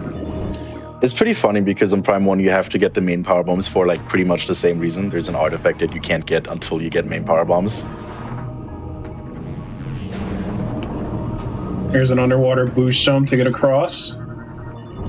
Oh, I haven't seen that before. That's cool. It's an alternative to the air underwater trick that Aaron did not do. The air underwater is a frame perfect trick and it's annoying. So this alternative only loses 4 seconds. It's cooler too, in my opinion. I think it's way cooler. 60 FPS frame perfect tricks are kind of rough. Well, also here we can see Cannonball. Yeah, here's Cannonball just destroying the seahorses. Things just die as we touch them. Some things, not all things, sadly. Yeah, not everything's vulnerable to it. Alright, but and there are some things that are vulnerable that probably shouldn't be. This is Backpack, aka Gravity Boost. It's basically just Gravity Suit from Prime 1, but you have a third jump underwater now. This item can also be skipped, but it's much faster to just grab it. Because otherwise we can't get out of Lower Taurus without out of bounds. But now we have to fight Alpha Blog. Yeah, he's a really hard boss. Infamous boss casually. She's just doing a strat here where you can just hit him from the top of the room. And then, oh. Goodbye, Alpha Blog. Yeah, I guess we're just not fighting Alpha Blog.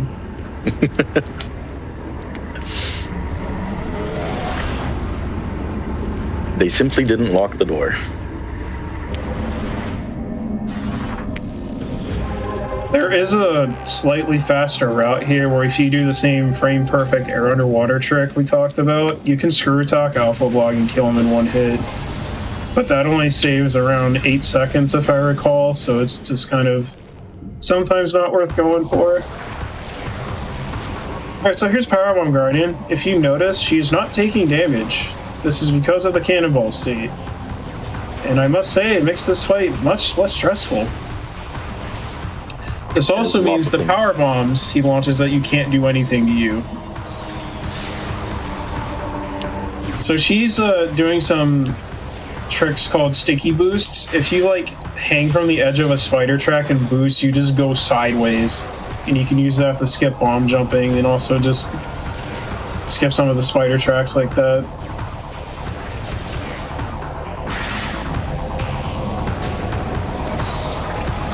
One more, and then the boss is dead.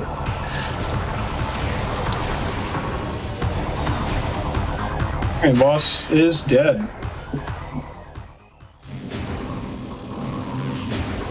You can just do a little bomb jump here to skip going around the room.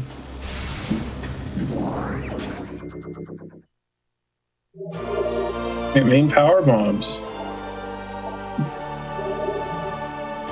Alright, so now we have power bombs. Now we're going to be making our way back to Upper Torvis to leave, to go back to Temple Grounds. But there is one major problem with that. If you remember the super missile fight in Torvis Temple, there's this barrier in front of the super missile that extends really, really far down for no reason. So Aaron's going to have to find a way to get around that. Right now she's getting ammo because that's going to be very important for Chica later. Yes, we do have to fight Chica in this run, quote unquote. You'll see what I mean later. This game is very very nice with getting ammo. If you kill things with a dark beam, you get light beam ammo. If you kill things with a light beam, you get dark beam ammo.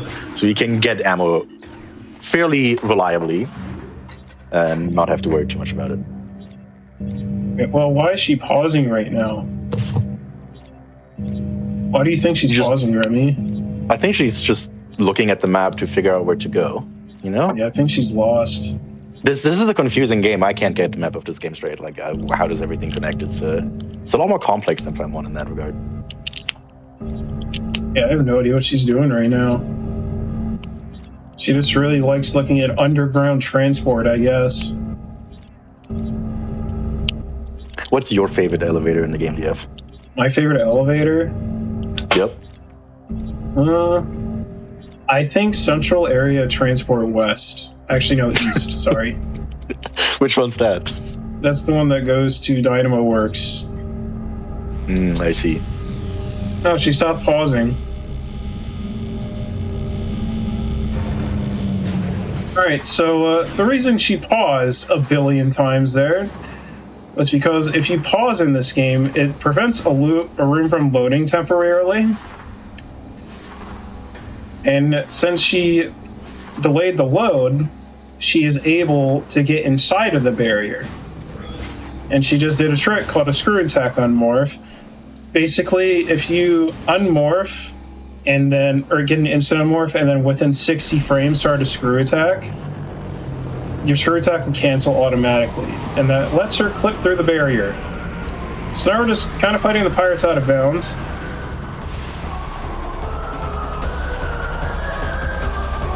And now we're back in bounds. Eventually. Okay. Yeah, that load takes a while.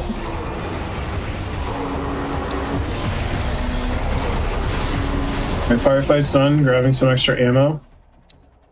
We will be collecting super missiles, but it's just slightly faster to get it later. So we're just going to be leaving it there for now.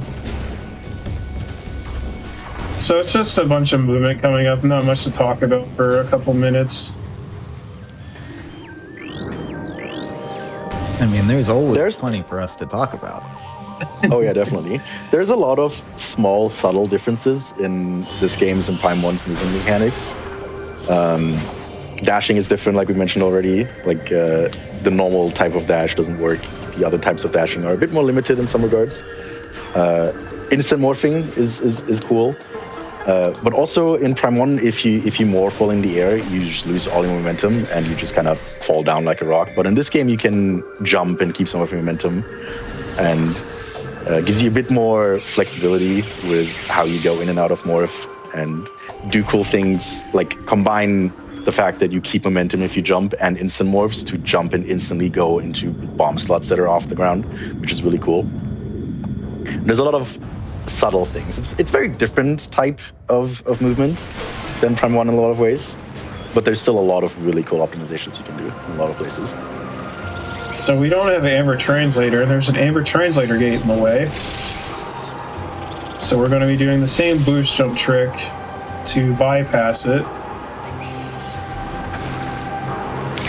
It's another trick that used to be way harder before this was found, to get out of bounds. Unfortunately, with this trick, though, you only have 1 to 2 tries to get this Aether jump, and she got it. If you fail the Aether jump, you fall and hit the terminal fall trigger, and then you have to do it again. Now she's navigating around, and now she's loading this room, and while she's loading it, she's going to screw attack into it. Now she wants to move in this room in a specific way, because if you activate that War Wasp trigger from out of bounds, the game will crash. So she wanted to move towards the middle of that platform to avoid that. So she's loading this room now. Fun fact, that is not an Amber Translator door, that is a Violet Translator door. She's going to be getting onto this branch here with the bomb space jump. And then you can just kind of screw attack into this elevator from the top. technically not out of bounds. Technically. Screw attack is kind of scary out of bounds. If you know what you're doing, it's very useful. But if you touch something that you didn't want to be touched, if you touch a wall, you can just very, very easily soft lock. So whenever you screw attack out of bounds, you need to be very sure that you know exactly what you're doing. And so the same kind of thing with the Dynamo Works trick. If you morph on some doors at specific spots, you just kind of get repositioned out of bounds. All right, so next thing we're doing, we're going to be fighting the Dark Alpha Switcher because we need the energy transfer module to be able to finish the game. It's very important. Ignore that we already transferred the energy back. So this is the Alpha Splinter fight? Wait. Yeah, so it turns out the energy transfer module does absolutely nothing. It literally does nothing. It gives you a shiny text box. Alright, so we now finally have the Violet Translator, which is supposed to be the second item you get in this game.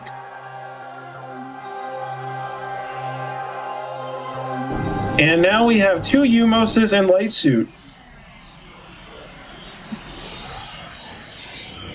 Yeah, now the game really opens up. Light Suit allows you to collect a lot of the keys. And also you unlock fast travel, which is very convenient to go around. So a lot of this route is based around getting the beams, getting screw attack, and getting Light Suit as soon as possible. And then the rest of the game becomes much faster to collect everything you need once you have those things. He's making a pit stop to Aegon real quick. She wants to get Amber Translator. It's skippable and it saves like 5 seconds, but it's like just not worth it. It's hard to make that time save worth it. And she has to scan this multiple times because depending on what items you've picked up in the story or in the game, it adds another hologram. So in order to access the Amber Translator hologram, she first had to get through the Light Beam hologram. And something similar is going to happen here in Torvis. She will have to scan this twice because she has gravity boost before getting the Emerald Translator. Nice pause. Luckily, that doesn't waste time. Like, it wastes real time, but since the game goes by in-game time, and while you pause, the game is paused, you don't actually lose the time that we care about if you pause, but it's still annoying. You just feel stupid when you pause too early. So now we're finally going to be picking up those super missiles. It's just very slightly faster to do it now. They're like almost the same speed no matter which you do, but this one is just barely faster. It's also swag, which matters more, honestly. That's true. No, so now that we have energy transfer module does not count towards the percent counter, so 100% is able to skip it. So now that we have Light Suit, what is our next objective? What are we trying to get now? So we're going to be, our goal right now is to get the rest of the Torvis keys so we can fight Chica, the second major boss in the game. And the reason we want to fight Chica is because we want Dark Visor. And Dark Visor is absolutely required to finish the game, because otherwise you cannot get the Sky Temple keys.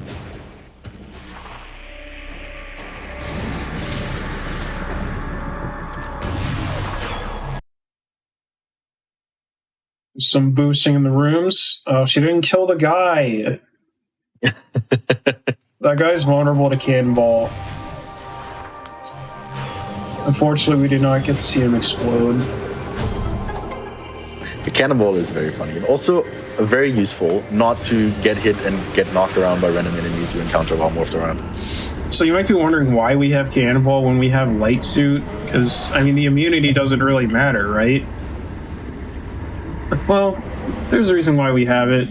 It'll be very soon. Very, very soon. So we need to make a quick trip here. This room takes a little bit to load, so... Echoes has a problem where a lot of the games just take a little while to load. It's nowhere near as bad as Prime 3, though. But the loads got longer with each game because the rooms got bigger and more ambitious, and the hardware couldn't quite keep up in terms of load times. So we got the second key. We will not be fighting Boost Guardian because we already have the Boost Ball.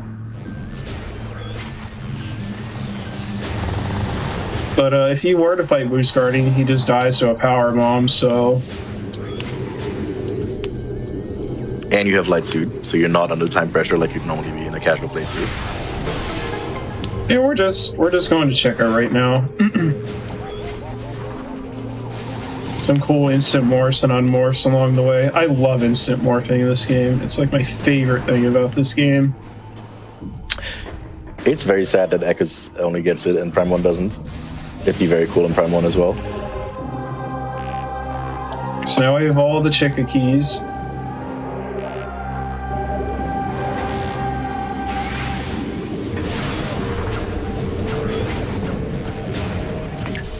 Chica is probably the most involved fight in this game, as we run, I think.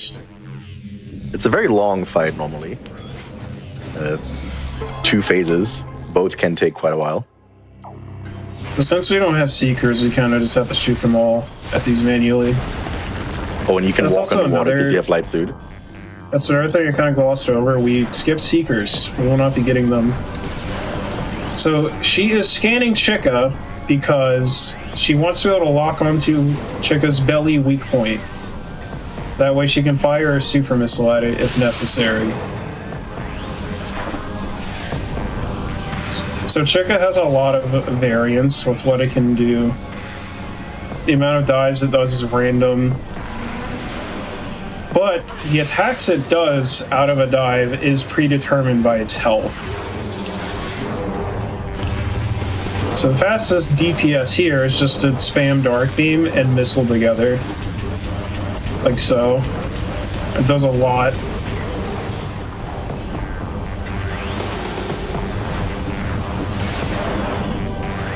So Dark Visor is coming up very shortly here.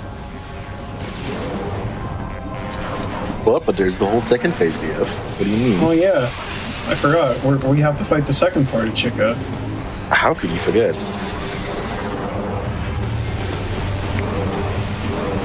This ammo is pretty scuffed. Oh, yeah. Yeah. Yeah, remember what we said about drops in this game being a lot nicer? not always, sadly, I guess.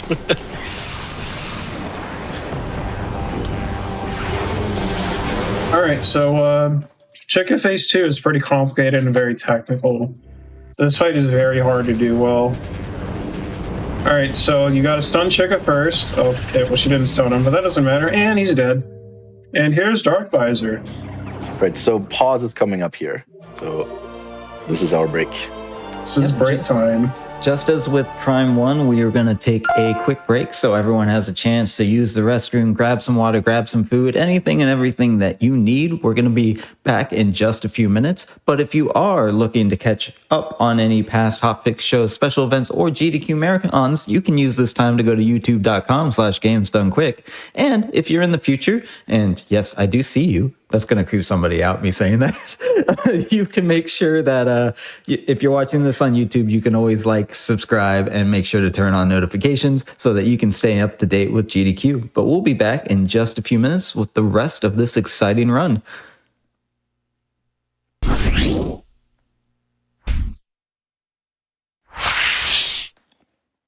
Hello, everyone, and welcome back to Perilous Paths here on GDQ Hotfix. We're in the middle of a Metroid Prime 2 any% run, and we're just going to go ahead and kick right back into it. So, Aaron, if you are ready, your count is 3, 2, 1, go. All right, welcome back, everybody. So Chica just died because of Cannonball. Isn't that cool? What are your thoughts on the Chica fight, Remy? Yeah, you'd really think they'd make the bosses immune to Cannonball, and, you know, They almost did. They just forgot one. There's actually another boss that's vulnerable to Cannonball, and that's Alpha Splinter for some reason. Oh, well, sorry, yeah, specifically Dark Alpha Splinter, not regular Alpha Splinter. So why didn't we just go into this bomb slot twice, DF? Yeah, so in order to skip Torvis's energy, it's very complicated. You just need to reload the room. And using the bomb slot twice reloads the room. Yeah, the game won't let you leave. Like, it wants you to go and pick up the energy, so the Chicka's room won't let you leave the other way. But it doesn't actually check if you got the energy. You just have to leave the room and then just come back, and you have no reason to ever actually return Torvis's energy. Yeah, have you ever noticed that Chicka kind of sounds like chicken? So when you have a good I never thought about it. You can just say it's a good chicken. Somebody in chat did mention chicken nuggets. Chicken nuggets. What would they taste like? No, it's a good question. I mean, she's kind of like a bug, like an insect. I don't know. Chicken nuggets made out of like an insect doesn't sound too appealing to me. Yeah. I'm not gonna lie. Now that you think about it. Hey, if you deep fry anything, it's gonna taste good. I'd still rather not eat bugs.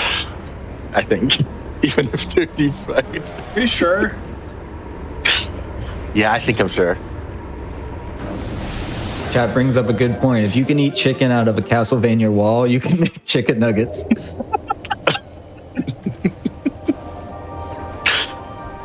Oh, this is another cool out of bounds. You can just jump. There's just a hole in the wall that doesn't have collision, and you're out of bounds. They kind of did it in a couple of places in this game. Briefly dip to hit the low trigger. This is just a shortcut. It's not required. So we're going back to the basement real quick to get another key. All right, we did get the first Sky Temple key. Revy, what's your favorite enemy in the game?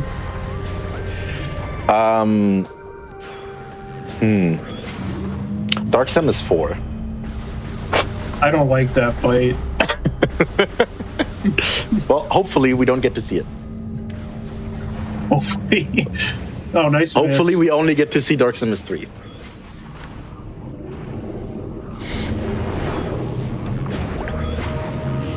Yeah, so we pretty much have everything now we need to collect all the keys, right?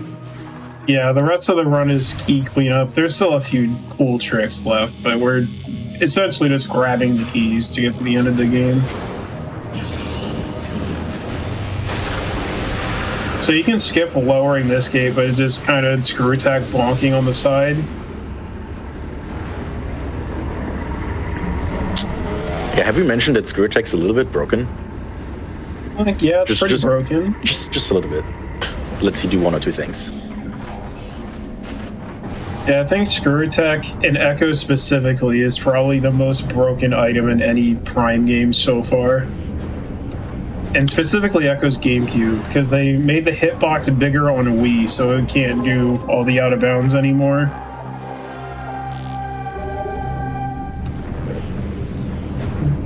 So this room is called Dungeon. Right, it is. This room is just called Dungeon. And the Light World version is just called Catacombs.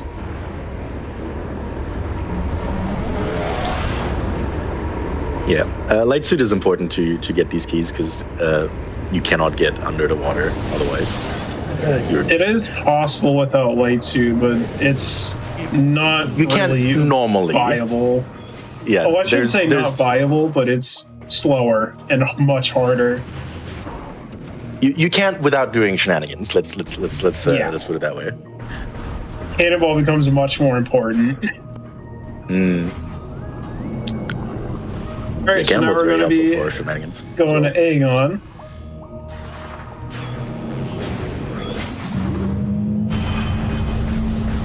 Now there's a big purple door in the way that you typically need seeker missiles for. But for some reason, Screw Attack can kind of break the pods. So what she's doing here, she's going to fire 2 missiles at these 2, and she's going to turn around and screw attack these 3. And if you do it within a certain amount of time, you can unlock the door. This one in particular is pretty difficult, but she got it. Yeah, I think any percent used to get Seekers to not have to do these, right? But at some point... Well, I got Seekers because we actually didn't know it worked on every door. Fun fact, we knew about Seeker Skip or not Seeker Skip, but we knew one door could be opened without Seekers, and that was the one in Hydro Dynamo Station, which is the first room of Lower Torvis. She's doing the same kind of thing again here. She's bouncing the missile off the door because it gives her just a couple extra frames to do the trick. This is the hardest one IMO, so she got all the hard ones. We're still going to be opening 2 more doors, but they're not nearly as hard as those 2. Yeah, over time people came up with pretty good setups to do these reasonably reliable. Alright, here is a missile expansion you may as well grab because it wastes virtually no time, and I think skipping it is pretty silly. So she's just kind of standing here. Oh my god. Yeah, so this is the cutscene trigger for first entering the Dark World. Some stages must be shot to function. Did you know that Dark Aether's atmosphere is dangerous? Shoot the sparkling energy nearby to... Nice job, Aaron. Nice pun. Nice hot dog. But yeah, that cutscene trigger for the entering Dark Aether cutscene is just gigantic for some reason, so you can just touch it from the other room.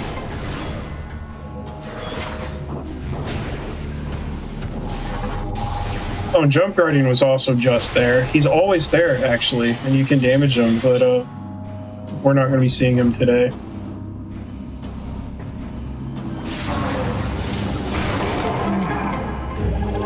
Yeah. There's actually, there's another key in this room, right? The what's it called? Or the boss of this area. Yeah, that key is for a Morbus. Well, we're not going to be fighting a Morbus. We're just interested in the other key. Yeah, unfortunately, we will not be releasing the worms today.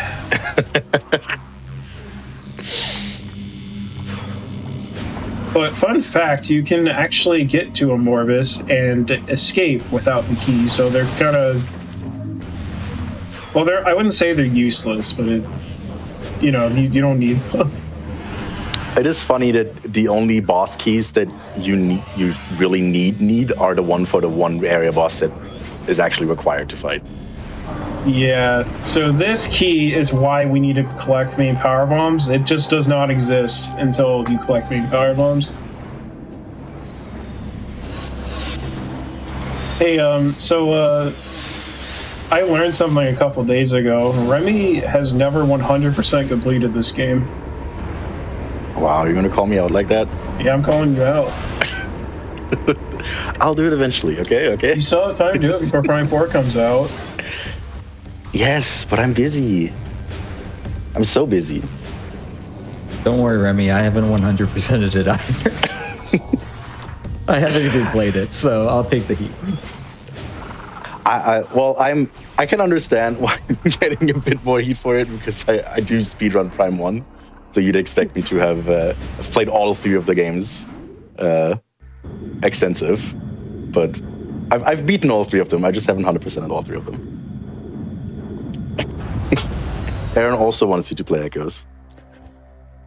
Yeah, Aaron. So for reference chat, Aaron is muted, but every now and then does type in our Discord chat when she's in an elevator or something. She took that elevator just to ping me and say, "Play Echoes." Yeah, the Prime games are very good.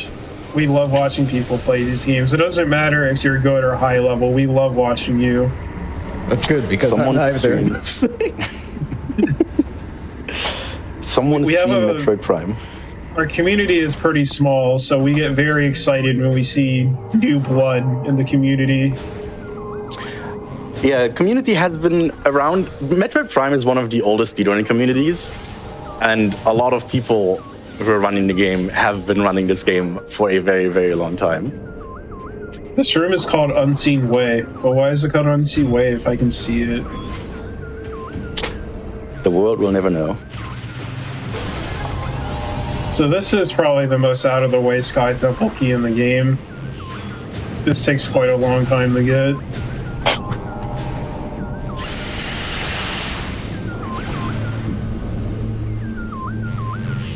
Yeah, it's a bit unfortunate in Echoes compared to Prime 1. In Prime 1, you can collect a lot of the artifacts on the way through the game, and there's relatively few that you can only collect by the end. But in this game, they're kind of locked behind Dark Visor and Light Suit. Trying to think, there's only like 4 that you can get without Light Suit, normally, I think.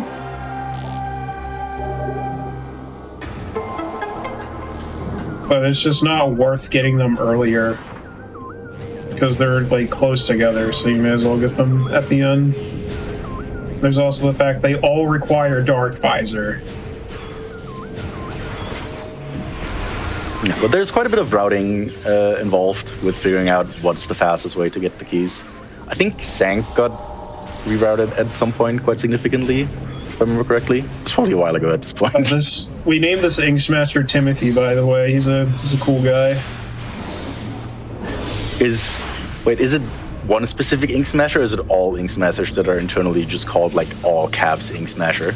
No, there's a specific group of Ink Smashers that are just called Ink Smasher with like 5 exclamation points. There's some I don't remember funny which ones they were, but maybe Miguel knows. There's some funny internal names for some stuff that we've gotten to look at. For example, in the room where you get Light Suit, they figured that the Luminoth have collision, and they figured maybe someone tries to jump on them and go out of bounds, so they put a big trigger on top of them that's called Do Not Jump on Luminoth Head. However, we can in fact still do jump on Luminoth Head and go out of bounds in that room anyways. There's also 2 Ink Smashers early in Sanctuary that are called was it Twisby and Casp or something? Some enemies have actual internal names. Yeah. This is another instance of doing a out of bounds that we've done in the Light World in basically the same room of the Dark World version. Yeah, so she like hugged the wall there out of bounds to make the respawn point over here. So when she fell down, she just went over here. Missile through the morph tunnel is really cool to hit the door. Wisp and Catsby, that's right. Alright, so here's another instance of why Screw Attack is the most broken item in the Metroid Prime series. Morph Ball Tunnel. Yeah, that's an out-of-bounds entrance.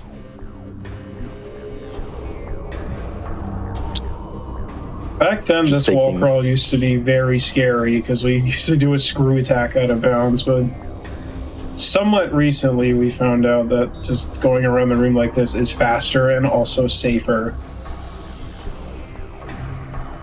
Yeah, out of bounds Screw Attack is terrifying. You can always... Out of bounds is always a little bit scary in these games. You can always kind of soft lock, but it is infinitely more scary when you're screw attacking. Yeah. Alright, so now we're done with all the main area keys, so now we just have to collect the 3 that are left in Temple Grounds.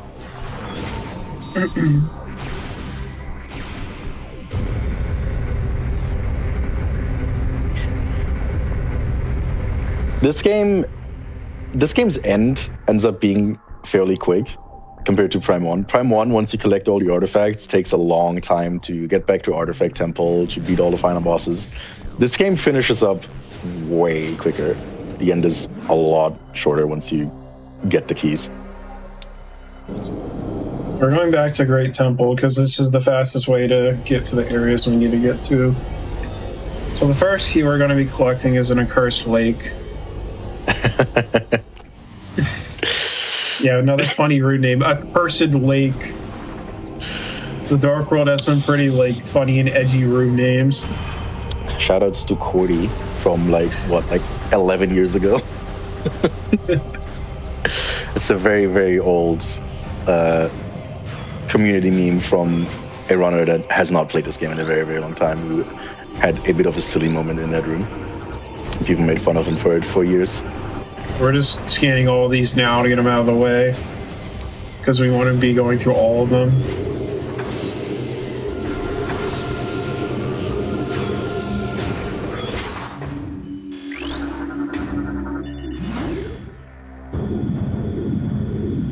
Literally just the cursed lake, indeed. I mean, if you were an enemy in this game, which one would you pick? I think Remember, I'd be a Chica quad. gets turned into nuggets, so be careful. Yeah, I don't want to be Chica. I don't want to be a bug, and I don't want to get hit by cannonballs. It just doesn't sound fun. No, I think I'd be a quad, like one of the small quads. They seem kind of fun. They get to detach their heads and fly around with them. Okay, so here's another secret skip coming up. This one is relatively simple compared to the other two we just saw. This one only needs one missile and just somewhat precise screw attack timing. We had a 10-year sub earlier, almost 10-year sub earlier in chat today, and now we have a 5-year sub with us. So I'm going to give you the same treatment of little clap emotes. I don't want you to feel left out. Jeez, that's a long Thank you so time. much for your 60 month of supporting GDQ and Hotfix. It's a long 20. time, wow. 20, long time ago. But also, oh yeah, this is a cursed lake, by the way. Just a quick grab the Sky Temple key and leave. And there's some huntering in the room that just vibe here, I guess. Yeah, they're supposed to be a threat, but they aren't. Yeah, so They this look room fancy. takes a long time to load, so she's just kind of walking without L here, because her movement doesn't matter. This is probably the longest load in the game, I think. Is this the artifact temple of echoes? Pretty much. Or just the average room in corruption? Average corruption room.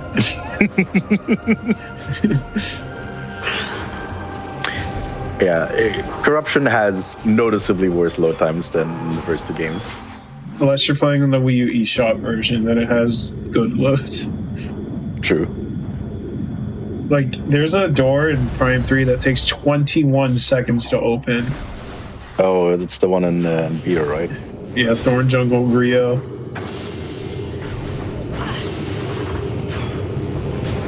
So how many the keys do we Trilogy have left? eShop, it's like 5 seconds. We have 2 more keys.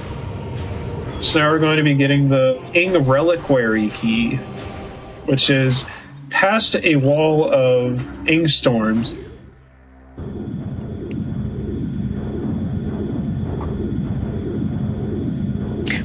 Which key is your favorite, DF? My favorite key in this game? Yep. Or which one's your least favorite, if that's maybe a more interesting question? Okay, my least favorite is definitely Hive Entrance. It's so out of the way, and getting it without light suit is very difficult. Favorite key, though, I don't really have an answer to that. Yeah, I makes sense. I don't think I have a favorite artifact in okay. Prime 1 either. I think it's Hive Dynamo Works key because that one is cool to get. Here's another Seeker Sip. This is another Tumisa one, but this one is significantly easier than the other two. This is probably the easiest one in the game.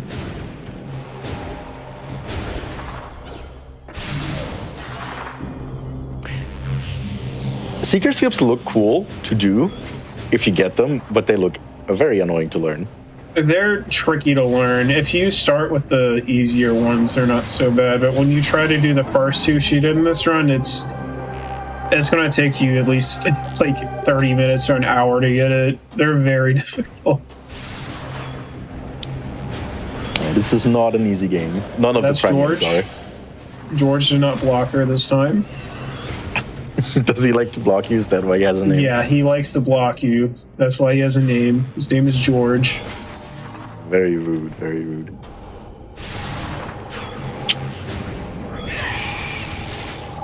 Oh no, the Phazon. Phazon is very much not dangerous in this game compared to the first one. We Yeah, definitely had a Phazon- run-in with the Phazon in the first one today. Yep. Yeah, Phazon in this game has a fixed damage rate. I don't remember exactly how much it does, but it's nowhere near as much as Prime 1, because Prime 1, I believe, goes up exponentially until a certain point. Yeah. In Prime 1 it ramps up. In this game it's basically just blue lava. Just a little bit damage. Just a little bit of sting. Just Yep. mildly spicy.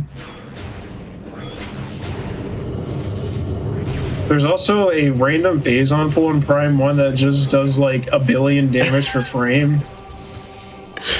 Yeah, I think you die from like full E-tanks with gravity Unless- suit in like a second. Yeah, less than a second. No idea why they put it there. It's somewhere out of bounds. And they just decided, if you touch this, you will die immediately. So we're nearing the end of the run. The last key is thankfully on the way to the boss. Shoutouts to this being a violet gate. Once again, this is not an amber gate.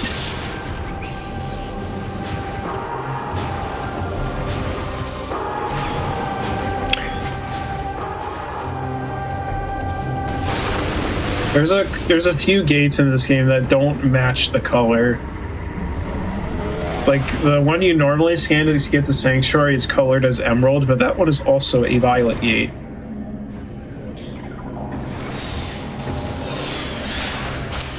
It's very interesting what weird little oddities you learn about over time if you play a game for a really long time. Yeah.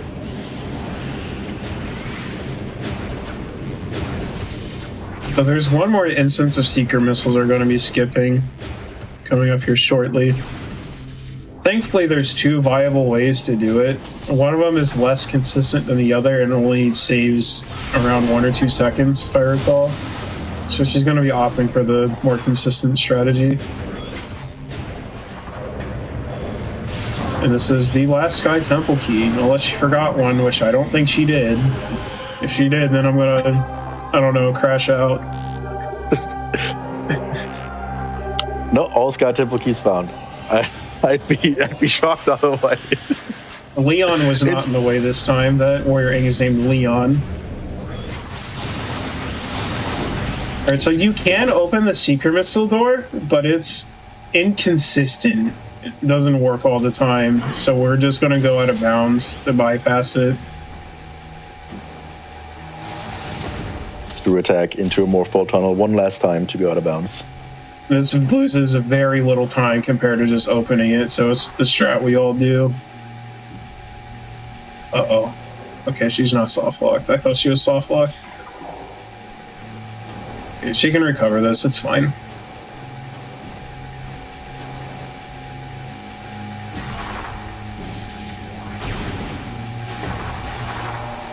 There we go. Alright.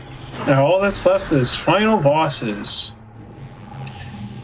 Which are a whole can of worms. At least 2 of them are.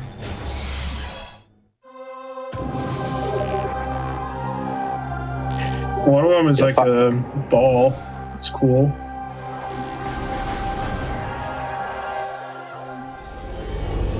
So there is actually a way to skip phase 1 and phase 2 of Emperor Ing, but it's not faster, to my knowledge, and it's also difficult.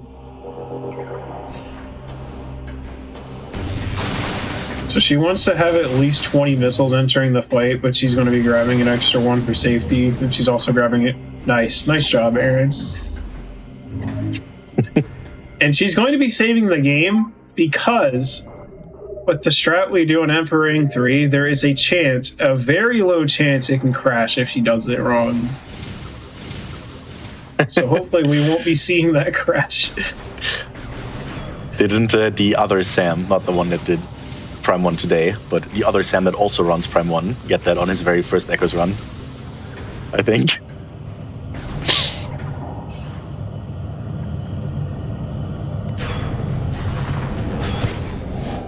Alright, so entering 1, you can just one-shot the tentacles with Light Beam. And then we're going to be using super missiles to one cycle. If you hit 4 super missiles, you can one cycle this boss. And if you pull out Scan Visor immediately after using a super, you can use another one much sooner than usual.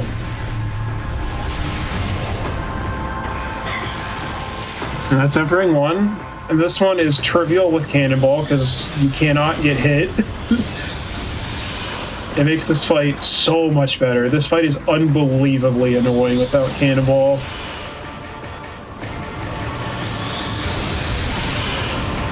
It also turns out we complicated this fight for a long time because, as you can see, Aaron is simply holding right instead of going in random directions.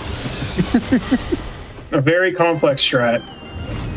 Alright, so Emperor Ing 3 has a hitbox underneath him that is vulnerable to screw attack, so yeah, you can just kind of screw attack underneath him. And if you do it right, you can kill him in 1, but you don't always get it. And he's dead. And no crash, thankfully. Alright, so Erin's doing a task-only trick right here to skip a jump. This is not possible. She did not do that just now. Don't... Yeah, that's not possible, Strip. It's actually very easy. DF is just scared. Nope. Nope. Nah. Alright, this boss is infamous. So, Dark Samus. There is a phase of this boss where she goes up and she's invincible and you have to suck up the phase-on pellets to damage her. It's possible to skip that. However, whether she lets you do it or not is random. Mostly. But you can kind of mitigate it a little bit by doing a setup. If you stay in so, there's 5 positions you can go to. I won't go into all the detail. But doing it like this significantly reduces the risk of not being able to do it. So you can screw attack her side and do some damage. And if you are lucky enough, she will let you kill her. And time. And that's time. Oh, GG's. This fight's very fast. Quick end. It ends very quickly if it goes well. The unfortunate part with the skip is it skips the phase that has all the RNG that can take a long time, but the skip itself is also potentially a bit RNG, which is unfortunate. Well, as we are watching the cutscenes here, now is a great time to do any shout-outs, let people know where they can follow you, where they can follow Erin if you want to not talk on her behalf, but shout her out for her, or anything and everything Discord community events, whatever it is, now's a good time. So I want to go first, Jeff? Yeah, I want to shout out Aaron for doing this run and showcasing Echoes. Echoes is one of my favorite games. I want to give a shout out to Remy for kind of just joining randomly. It was originally just going to be me, but he decided, yeah, I'll do it too. And I'm kind of glad he did. It was fun. I want to give out a shout out to Miguel. He is the current world record holder for this game. We share the 100% record, but he's the current any percent holder. You can find me on Twitch and YouTube. And that's about it for me. Just shout outs to the whole Prime community, all 3 games. Amazing community, a lot of very cool people. Put a lot of work into these games. Shout outs to Erin. You can find her at Erin Explosives on Twitch and YouTube as well. And shout out to Sam for doing the run, and shout out to the other Sam for being the second Sam in the Prime community. Yeah, we have 2 Sams in the Prime community. And I think that's it. I think that's all. Awesome. Well then, that is pretty much it for us here at Perilous Paths. So first and foremost, I want to give a big thank you to everyone who has participated in the show today. That would be Samuel6710, aka Other Sam or Sam2. We've got Uncle Reggie, aka the Triclops. Yes, we unofficially named the Triclops Reggie earlier in the show. We have Aaron Explosives, of course, who just did that amazing run, and then Draconif and Remy Demi here on comms. Thank you all so much for being here. And of course, my production partner Ray for everything that they do behind the scenes. Now, we are not done here at Hotfix. We are doing the second half of our 6-hour block of first-person shooters, which is going to be hosted by Osmorn, who is doing the scenic route right after the break. So don't go anywhere. We'll be back in just a few minutes. Well, I won't be back, but Hotfix will be back in just a few minutes.